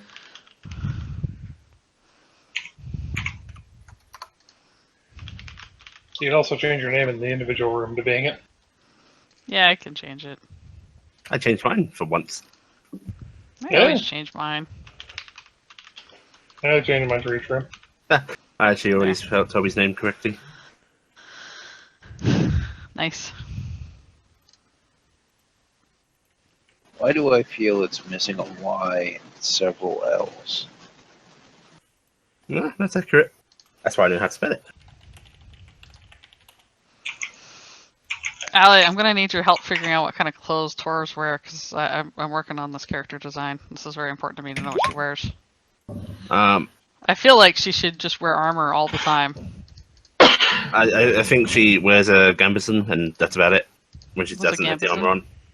Well, you got Thing that goes under the you, armor. you need like padding and barding and stuff. It's cold, Sam. No, I've got fluff. It's cold, Sam. Scanning cold me horse. cold. What kind of wuss can't handle this kind of cold? They'll be fine. Gotta have indoor clothes anyway. Probes.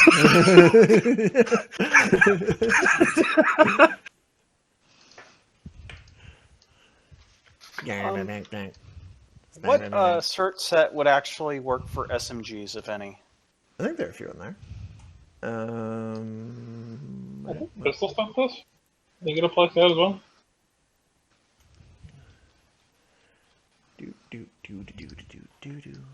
Pretty sure there's a bunch of them up near the front. Some of the handgun ones work.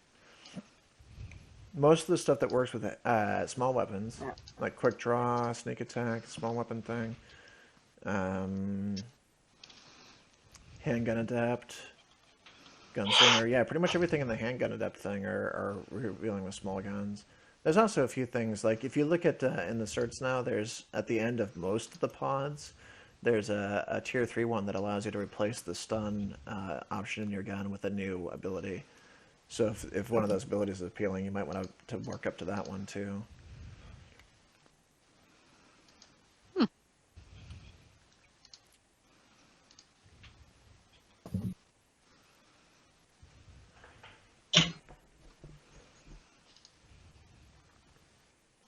Shotguns or SMGs? The other thing that I'll bring this up just because it's different from the way that it previously was done. I suspect, and again, until we test, we won't really know, but I suspect based on the stagnant gun values, item values that are now present in weaponry, it would be a good idea to have secondary weapons in case you end up in a situation where you're fighting somebody whose evade score just can't be hit with the gun that you've got. Like a lot of the high damage guns have low accuracy, and if you're fighting something you can't hit, you're going to want to have a pistol around to help. So it may be good to have. I have a pistol as a backup weapon because that's my only range weapon.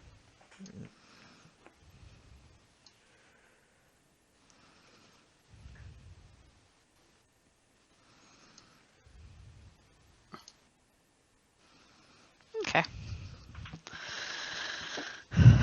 Well, I'm about as ready as I think I can be.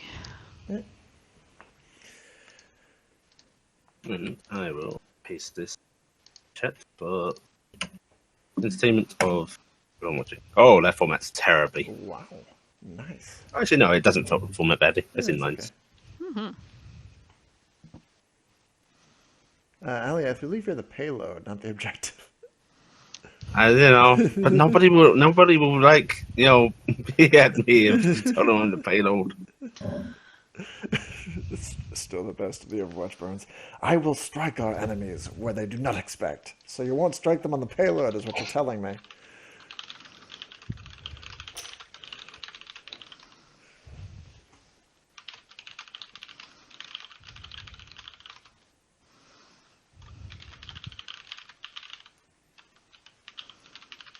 Okay. It is the waning hours of the evening. Gribley's does not close as long as somebody is there to continue buying toggles and or keeping the fires tended. It is a cold night, as cold nights go. The windows are all frosted, those ones that still exist, which are most of them. They had a very good glass on these. The town is actually rather well built for a company that had a exterior reputation of making cheap shit. As far as you know, this was the Grand Company. Generico made the best stuff, and it is just the nature of Generico products to only last as long as you immediately need them. But the buildings, Generico essentially didn't want to get sued for making buildings that fell apart in 2 weeks. So they created the structures that have held up pretty well to time. They do need pretty constant maintenance, so even outside in the cold right now, you can see the BEPs bepping about and rolling over and occasionally attempting to pad something into it. Repairs are a little haphazard. Sometimes they shove the right material into a place. Sometimes they just shove each other into a place. There's been a Oh my. BEP in a wall for about a week now, happily calling it new box home. And it just kind of sits there and plugs a hole.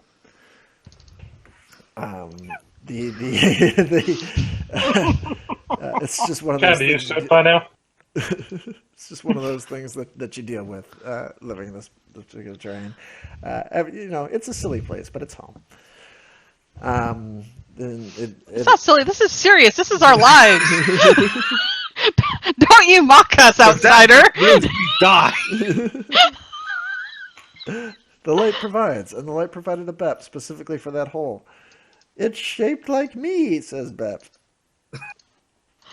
As it descends We have into the storytellers in our village that keep the histories, and they keep the history of the day that BEP walked in there, because generations from now, they will want to know why was that BEP there. Occasionally, the BEP in the wall will go, "You got that wrong." Okay, sorry, I had to interrupt you. It's I'm a good. horrible person.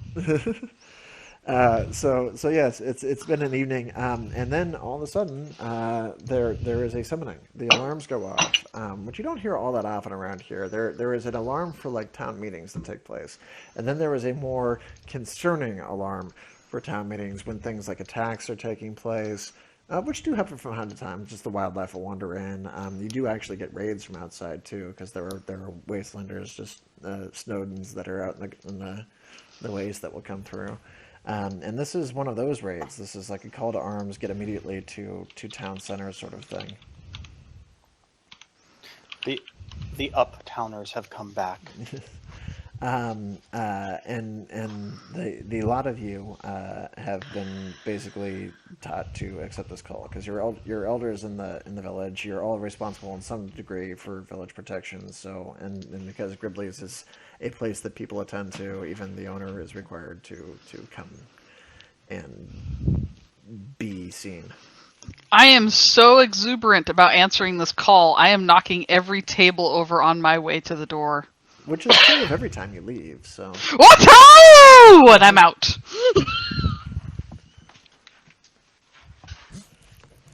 They just gotta watch you goes, that's a shame, I'm gonna have to get the new hires to clean that up. And he just kind of wheels out from behind the table, still cleaning a glass. Does he have chains on his tires? For the Yep. snow? He doesn't have the little wheels. He has these big monster truck wheels. Yeah, chains on the tires for the snow. Goes through. Chains on the tires, extra traction. Hat them And where they're you- studded. And the tires are studded too. And even more. Llewellyn and Karaka here, where are you guys? Well, I was going to say as the centaur started charging out of the place, Llewellyn was just going to hop on her back and just kind of wave at everyone as he catches a lift. You have a parasite. Bucking. Hi! I'll get there faster. You fall in the snow again, like you have all your life. Tail just kind of does snow, kind of does that little bend, slowly turns one way, turns the other, disappears under the snow, and just that little lump of snow just starts peering Scooting off. its way blindly. It'll see that and just calmly go around and then continue on. Nice. This is how he gets clean, too. Hat them. Karaka is just going to shake his head at this sorry display of micro abuse. I would like to point out that was a sorry display of Tor abuse. I am not somebody else's vehicle.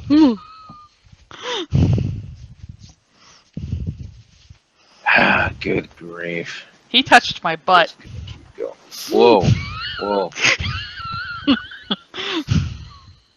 Not okay. You We're make gonna have to have another seminar for the micro. I know. You made this in a town Inappropriate where people have gathered, and standing up top at the top of the pedestal is this old dog, kind of silver-haired dog. He's been around for a long time, guys. Ancient. He's the keeper of the stories, and they call him the keeper of the light. He's well known. He tends to rattle on a bit, but he's a storyteller. It's what he does. He keeps all the stories, and he makes sure that people are getting the word of the light, which tells them essentially maintenance techniques.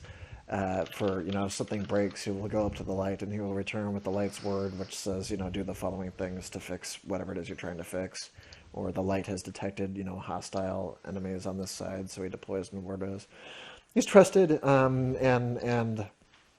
an important figure in the village, and it's said that he has spent considerable time outside of it because it is by his word primarily that there's nothing else around that you can get to before you die.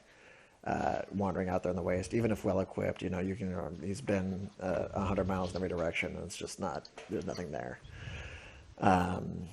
But when he sees the lot of you who have been recognized by the community as people of standard or stature, he waves you forward and says, "Come in," up to the top, and he brings you immediately up to the stairs to his sector and gets you up there with him.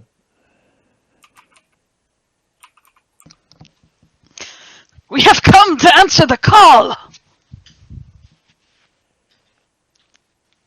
Everybody else who's come to answer the call does not come with quite so much gusto. Nate just calmly rolls up and kind of stops. Supposed to do stuff, I guess. My friends, we will explain in just a moment. Let me meet with the representatives of our fine community. Be brave and stay warm. No, we have not time for this. Honor stands that we must act now. Quiet, horse. Come with me.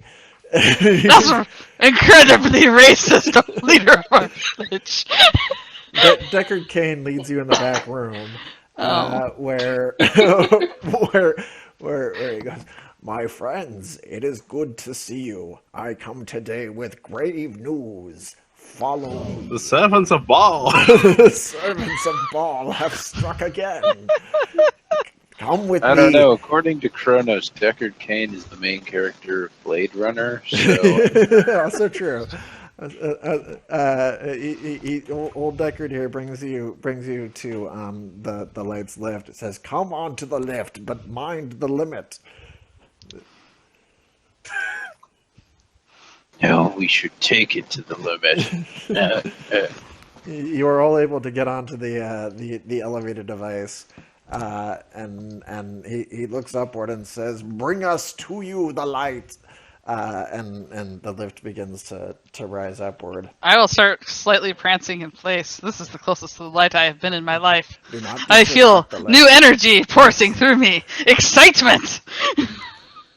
Be cautious, my friends. What you are about to see may alarm you. And the elevator travels upward for what seems like a very long time, and he's pacing nervously, and it says, "This is slower than it has been before."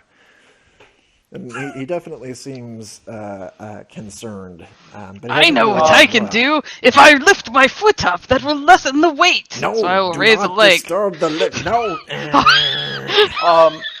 Llewellyn's actually looking for the weight max plaque on the elevator. It's long since gone, as are any of the numbers that were associated with the keys on the thing.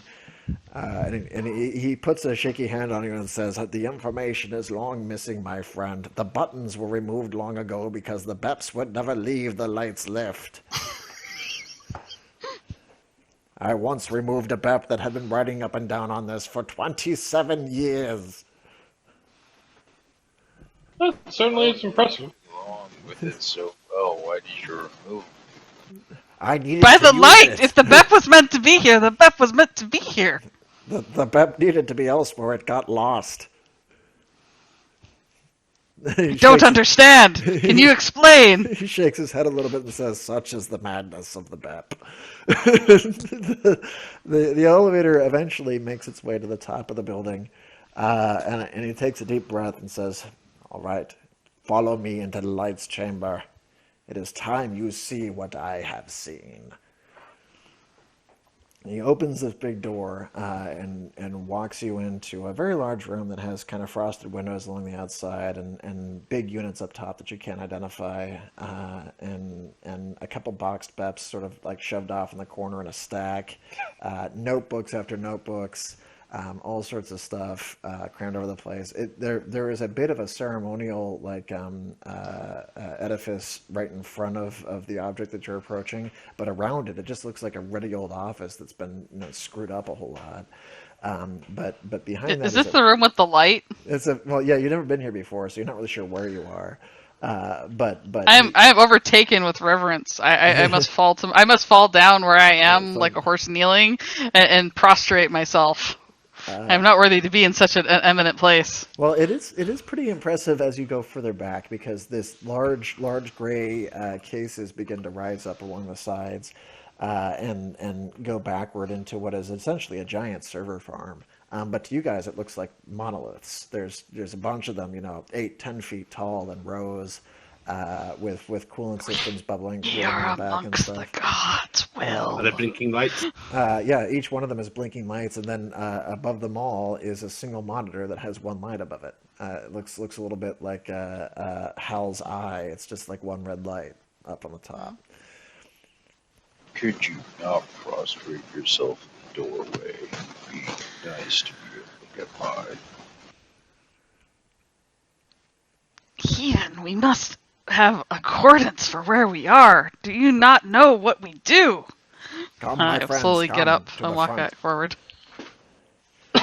Behold, this is the light. I can't look at it. confused You're also my- going more Yeah, that was Palpatine more and of a Decade Palpatine, now. right? Yeah, I lost Yeah, that. that's way more Palpatine. I gotta find. Well, like, he's my out of the keywords public to- eye. Yeah, He can no, be you got it. Palpatine. Right. I hadn't Here realized is the that this source of community had all a senate. creation. This is what keeps the warmth in our walls. But I have noticed as of late a change in the light. And he gestures over to the BEPs that are in the corner and says, "I saw it first with these. Behold, this is a BEP that has been too long gone from the light's energies." And he basically holds up a floppy doll, like it isn't doing anything. "But if you place a BEP within this light's socketry, behold," and he puts it down, and the BEP begins to charge. Essentially, his little eyes light up, and it gets little bars that are going into it.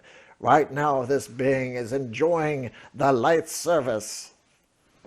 I can always tell the state of a BEP by how much light is in its eyes." And he points to. I want to see if I can put my finger in a socket.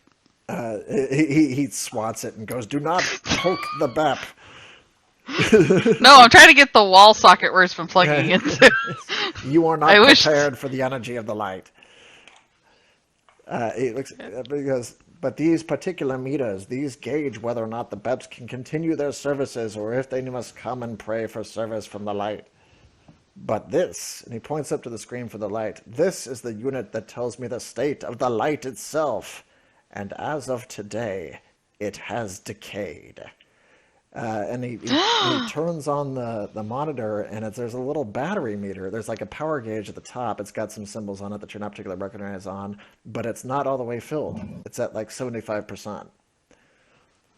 And he goes, "I have never before in all my years seen that drop." Is it something we've done to upset the light? Is there something we could do? Can we have tasked the light. sacrifice a small vector? If only it were that simple. I fear some grand mechanism in the light's construction has failed, and it will need our assistance to repair it. I have tasked the light with giving me the instructions required to accomplish this. Now we must wait. For about 20 more seconds, it's working. That's oddly on. specific. Well, yeah. The light be praised. Countdown timer is always slow. Yes. Is that what that bar on the screen means? Precisely. That is the Is that why it bar says 17, of holy 16, insight. 18? Sometimes it is 16, not accurate. Give it a moment. No, see, 19. now it's back to 30. Oh, it's done. Yeah, you finished. I have found the light is a playful source of information. A very Sometimes it Interesting keeps me thing. guessing. All right. It provides a printout, and it says, "As I feared, this journey Paper, will my bane. this journey will take you far beyond our walls. You are required to travel to yet another civilization of our grand benefactors to repair a mechanism that has decayed over time. The light requires it. Without it, there will be no more warmth." Gasp. This is your opportunity to react if you wish. Tell us something I said about gasp. them. For people with skin. We must go away. We must away immediately. Where is this place? What evil must I thwart? I dare not even imagine what denizens lurk beyond our walls. They Must I kill 40 Zorflogs? I will do it. They defy description. By the way, if you require exact description, I will provide it. Well, it would be helpful to know what kind of thing. Okay, they're undescribable. He looks over his printout, and then he goes over to one of the BEP boxes and pulls it over. It says, "This is an as yet unboxed BEP. There are none pure within the realm."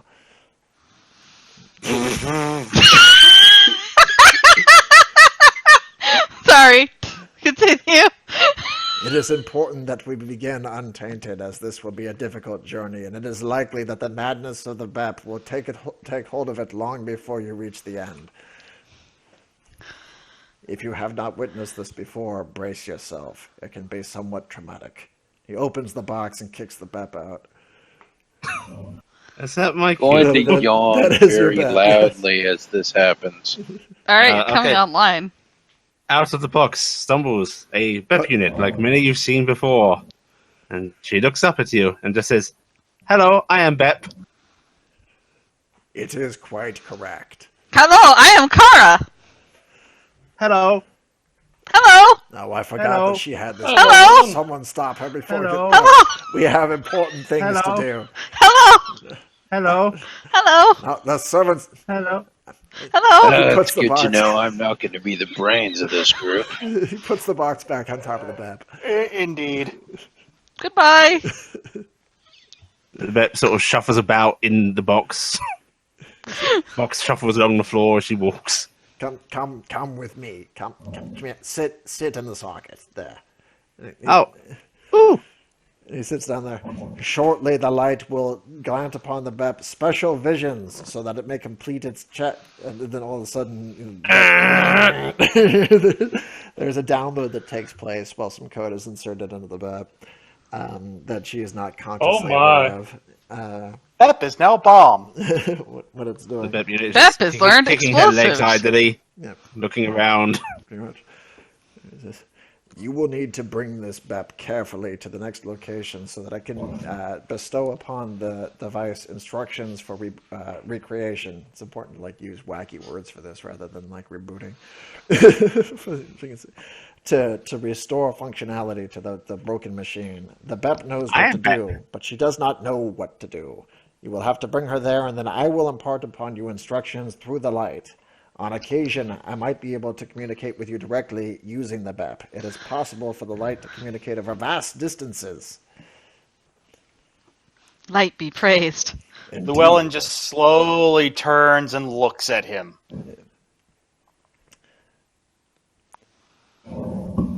If you become lost or estranged on your way, the BEP may know what to do, but be cautious in trusting it, for it is a quite foolish creature.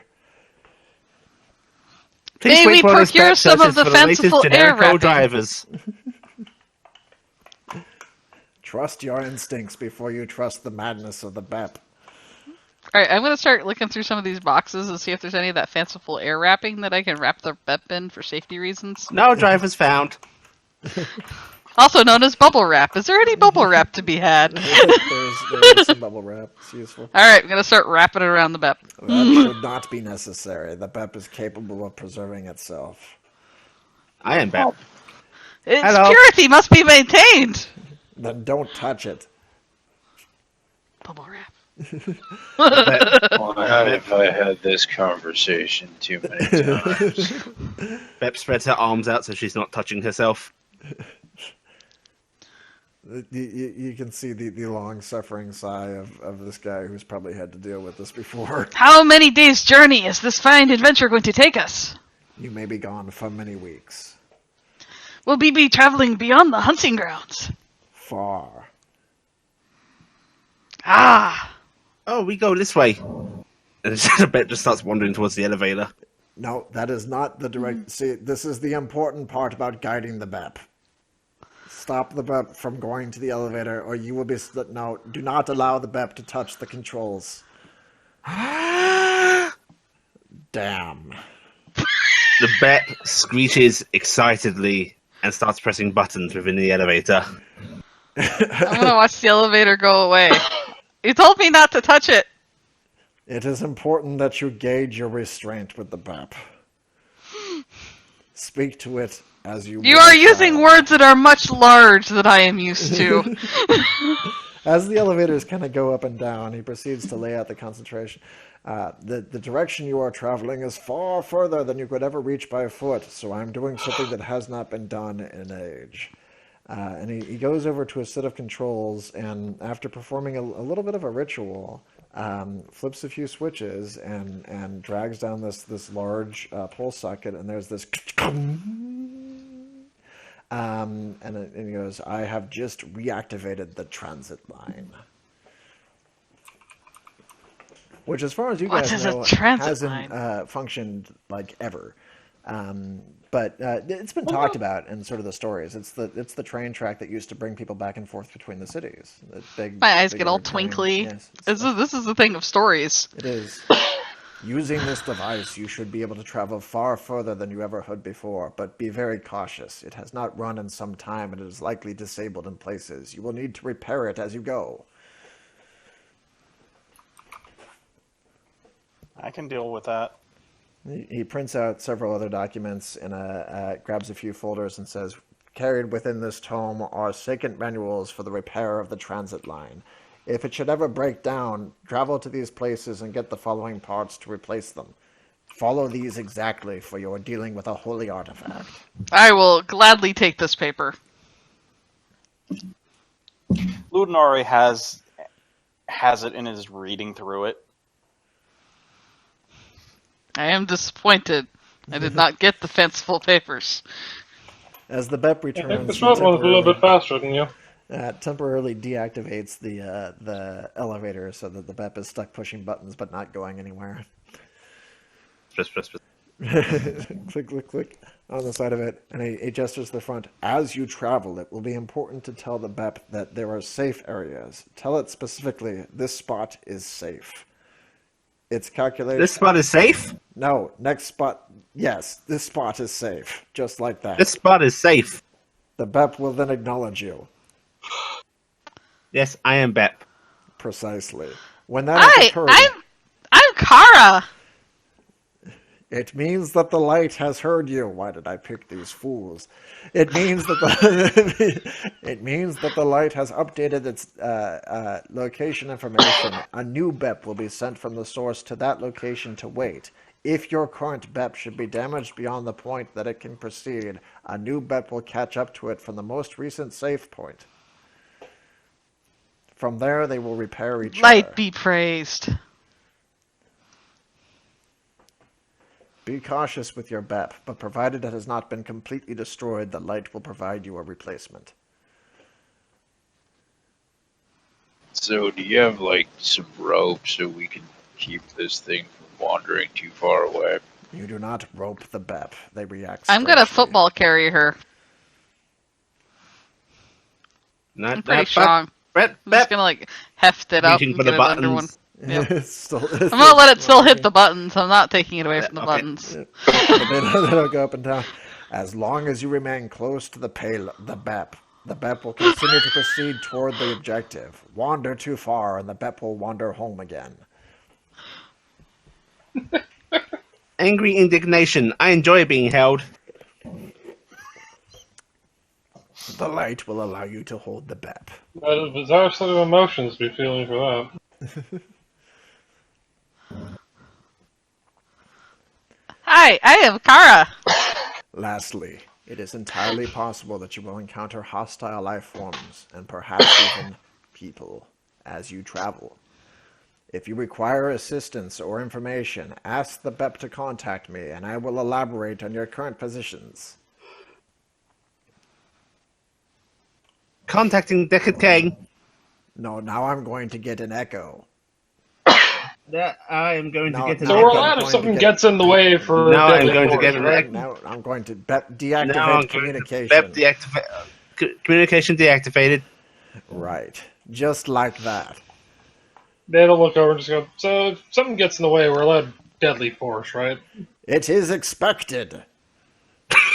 That's good. We're on a sacred mission. Light be That's good, I'll praised. be honest. I was gonna do it anyways, just figured I'd ask. It is for this reason that I am authorized by the light to offer the grandest of our defensive measures. Follow me. And he leads you down another hallway. I'm packing the BEP away from the buttons now. And down into a new chamber that has a large metal door in front of it, and types some things into a keypad, and it opens up, and within it are objects and weaponry the likes of which you have not seen in your many years. I don't even know how to think about this. Choose of these sacred artifacts that they might defend your mission. What are they? It's guns. It's the stuff that you guys buy. It's your gear. basically. Yeah, it's your Oh, it's our gear? Okay. Yeah. I will take the biggest of the hammers. Hopeful pleading. Please place me down. Yes. And I'll set her down. Bep wanders over to a corner and just starts rustling around. And then I am While going to it get may this. go against your get current, this. your line of beneficial thinking, it is often wise to allow the BEP to use technology. They have a grander understanding of it than they let on. However, they are very dangerous. After That thing's picking deciding up an that awful lot of explosives. after deciding that this hammer is the best thing in the whole wide world, I will look over at the BEP, take a very serious look to my face, nod once, and walk over, and going down like that horsebow thing, offer the sacred hammer to the BEP. The Bep tries to reach for the hammer, touches it with the unarticulated nubs that have its hands. It's lack of thumb. Yeah, it's lack of thumb or moving digits at all, and just continues staring at you. The BEP is not a particularly strong or intelligent creature. I am Bep. I am Kara.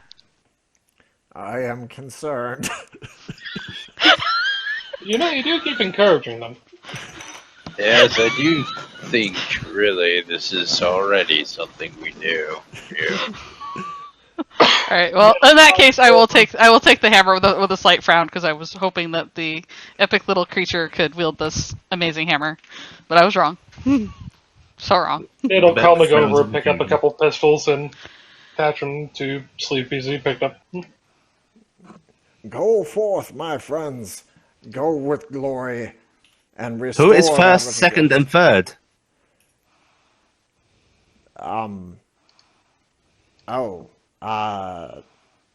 That has not been determined yet. I'm first. That's Kara. Those are the others. Bep looks confused again before nodding. Confusion, I understand.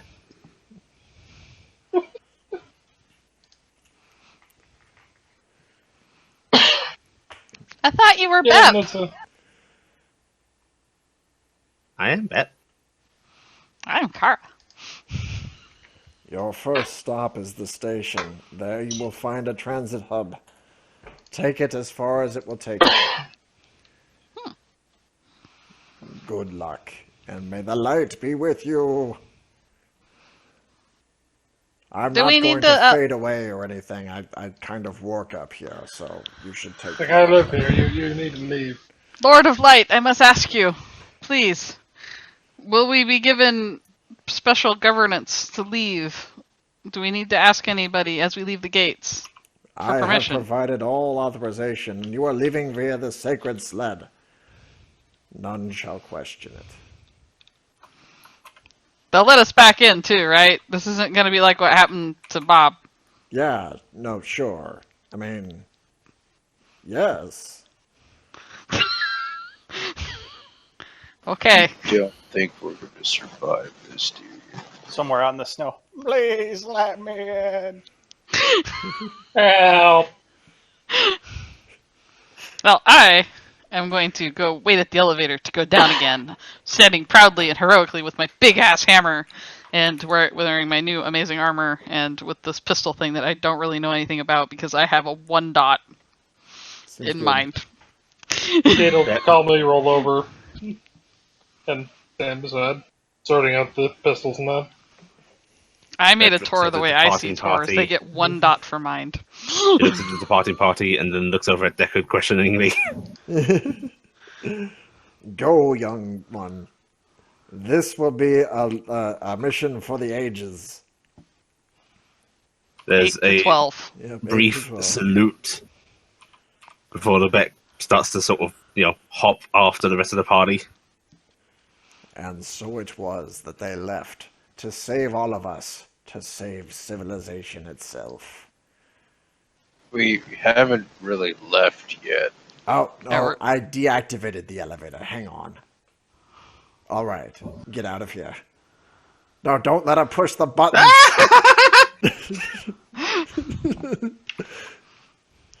Pushing the button. I'm gonna look over at the crocodile guy and be like, "Light be praised. We will find blood this day." Yeah, that's pretty much what I tend to see when I'm working. It's, you got some right there, actually. Okay. I think I have my Oh, guns. it's hitting buttons. I just need to buy equipment now. Well, they're going to be going up and down until somebody decides that is enough. All right, I'm gonna pick up the BEP again so we can use the Oh, buttons.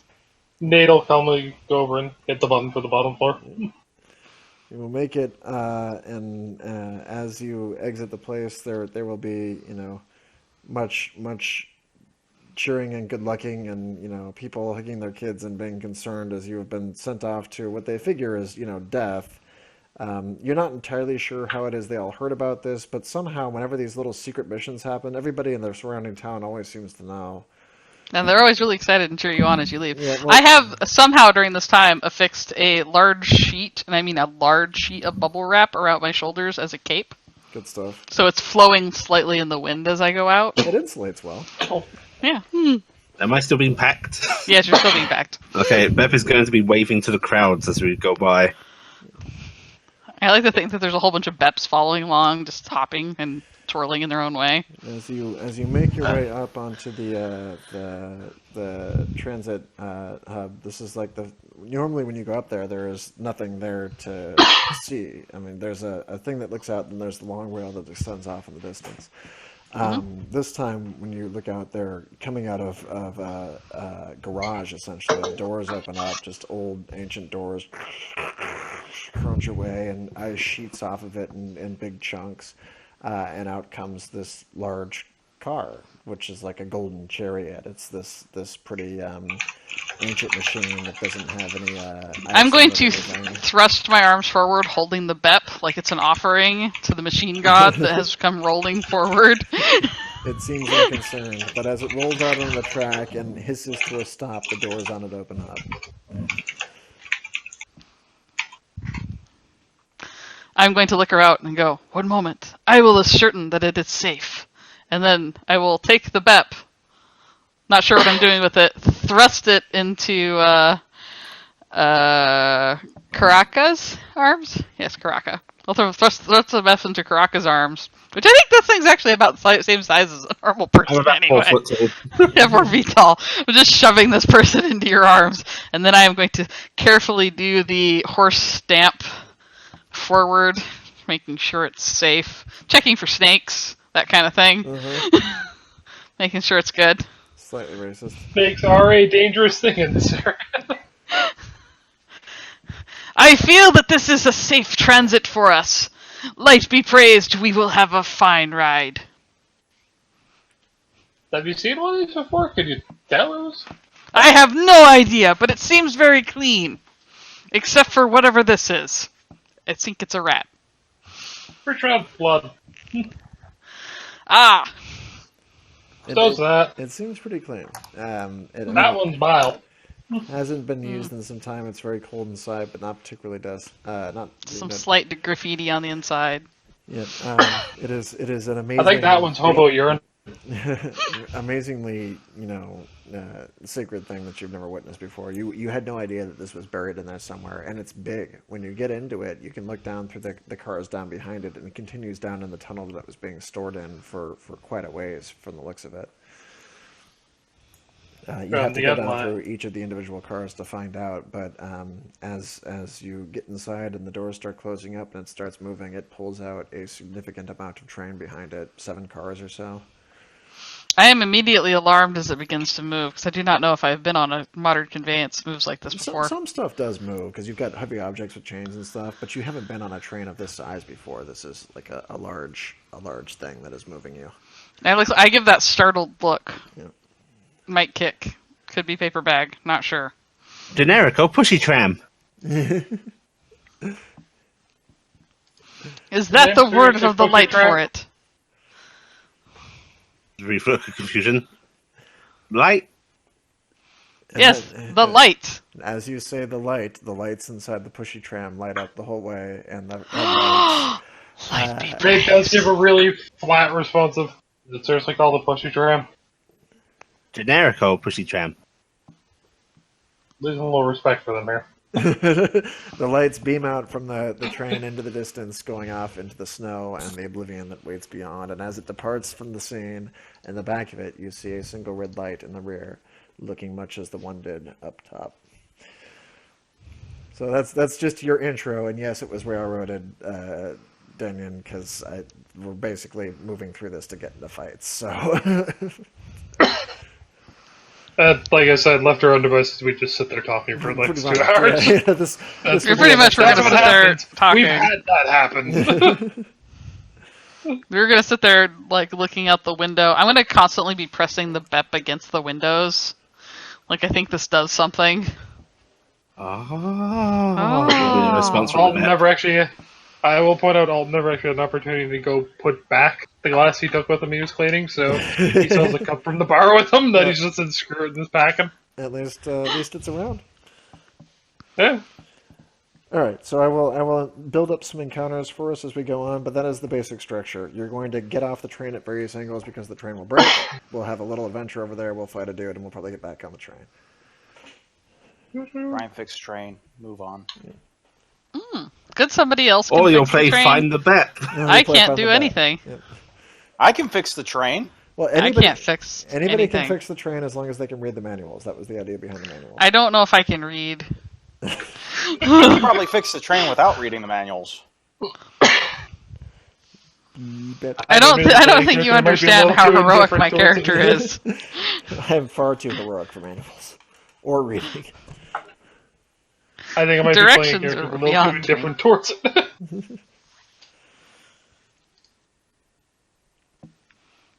Just kind of very quickly ended up being the best flow we had. So I was willing to just let the Centaur and the BEP just go, hi. Hi. That's how I was trapped as a child. I got in a room full of BEP and he started saying hello. I like how we've not progressed at all from that. Yes. But I've grown up. I'm nearly 40 years old with this character, and she still does this.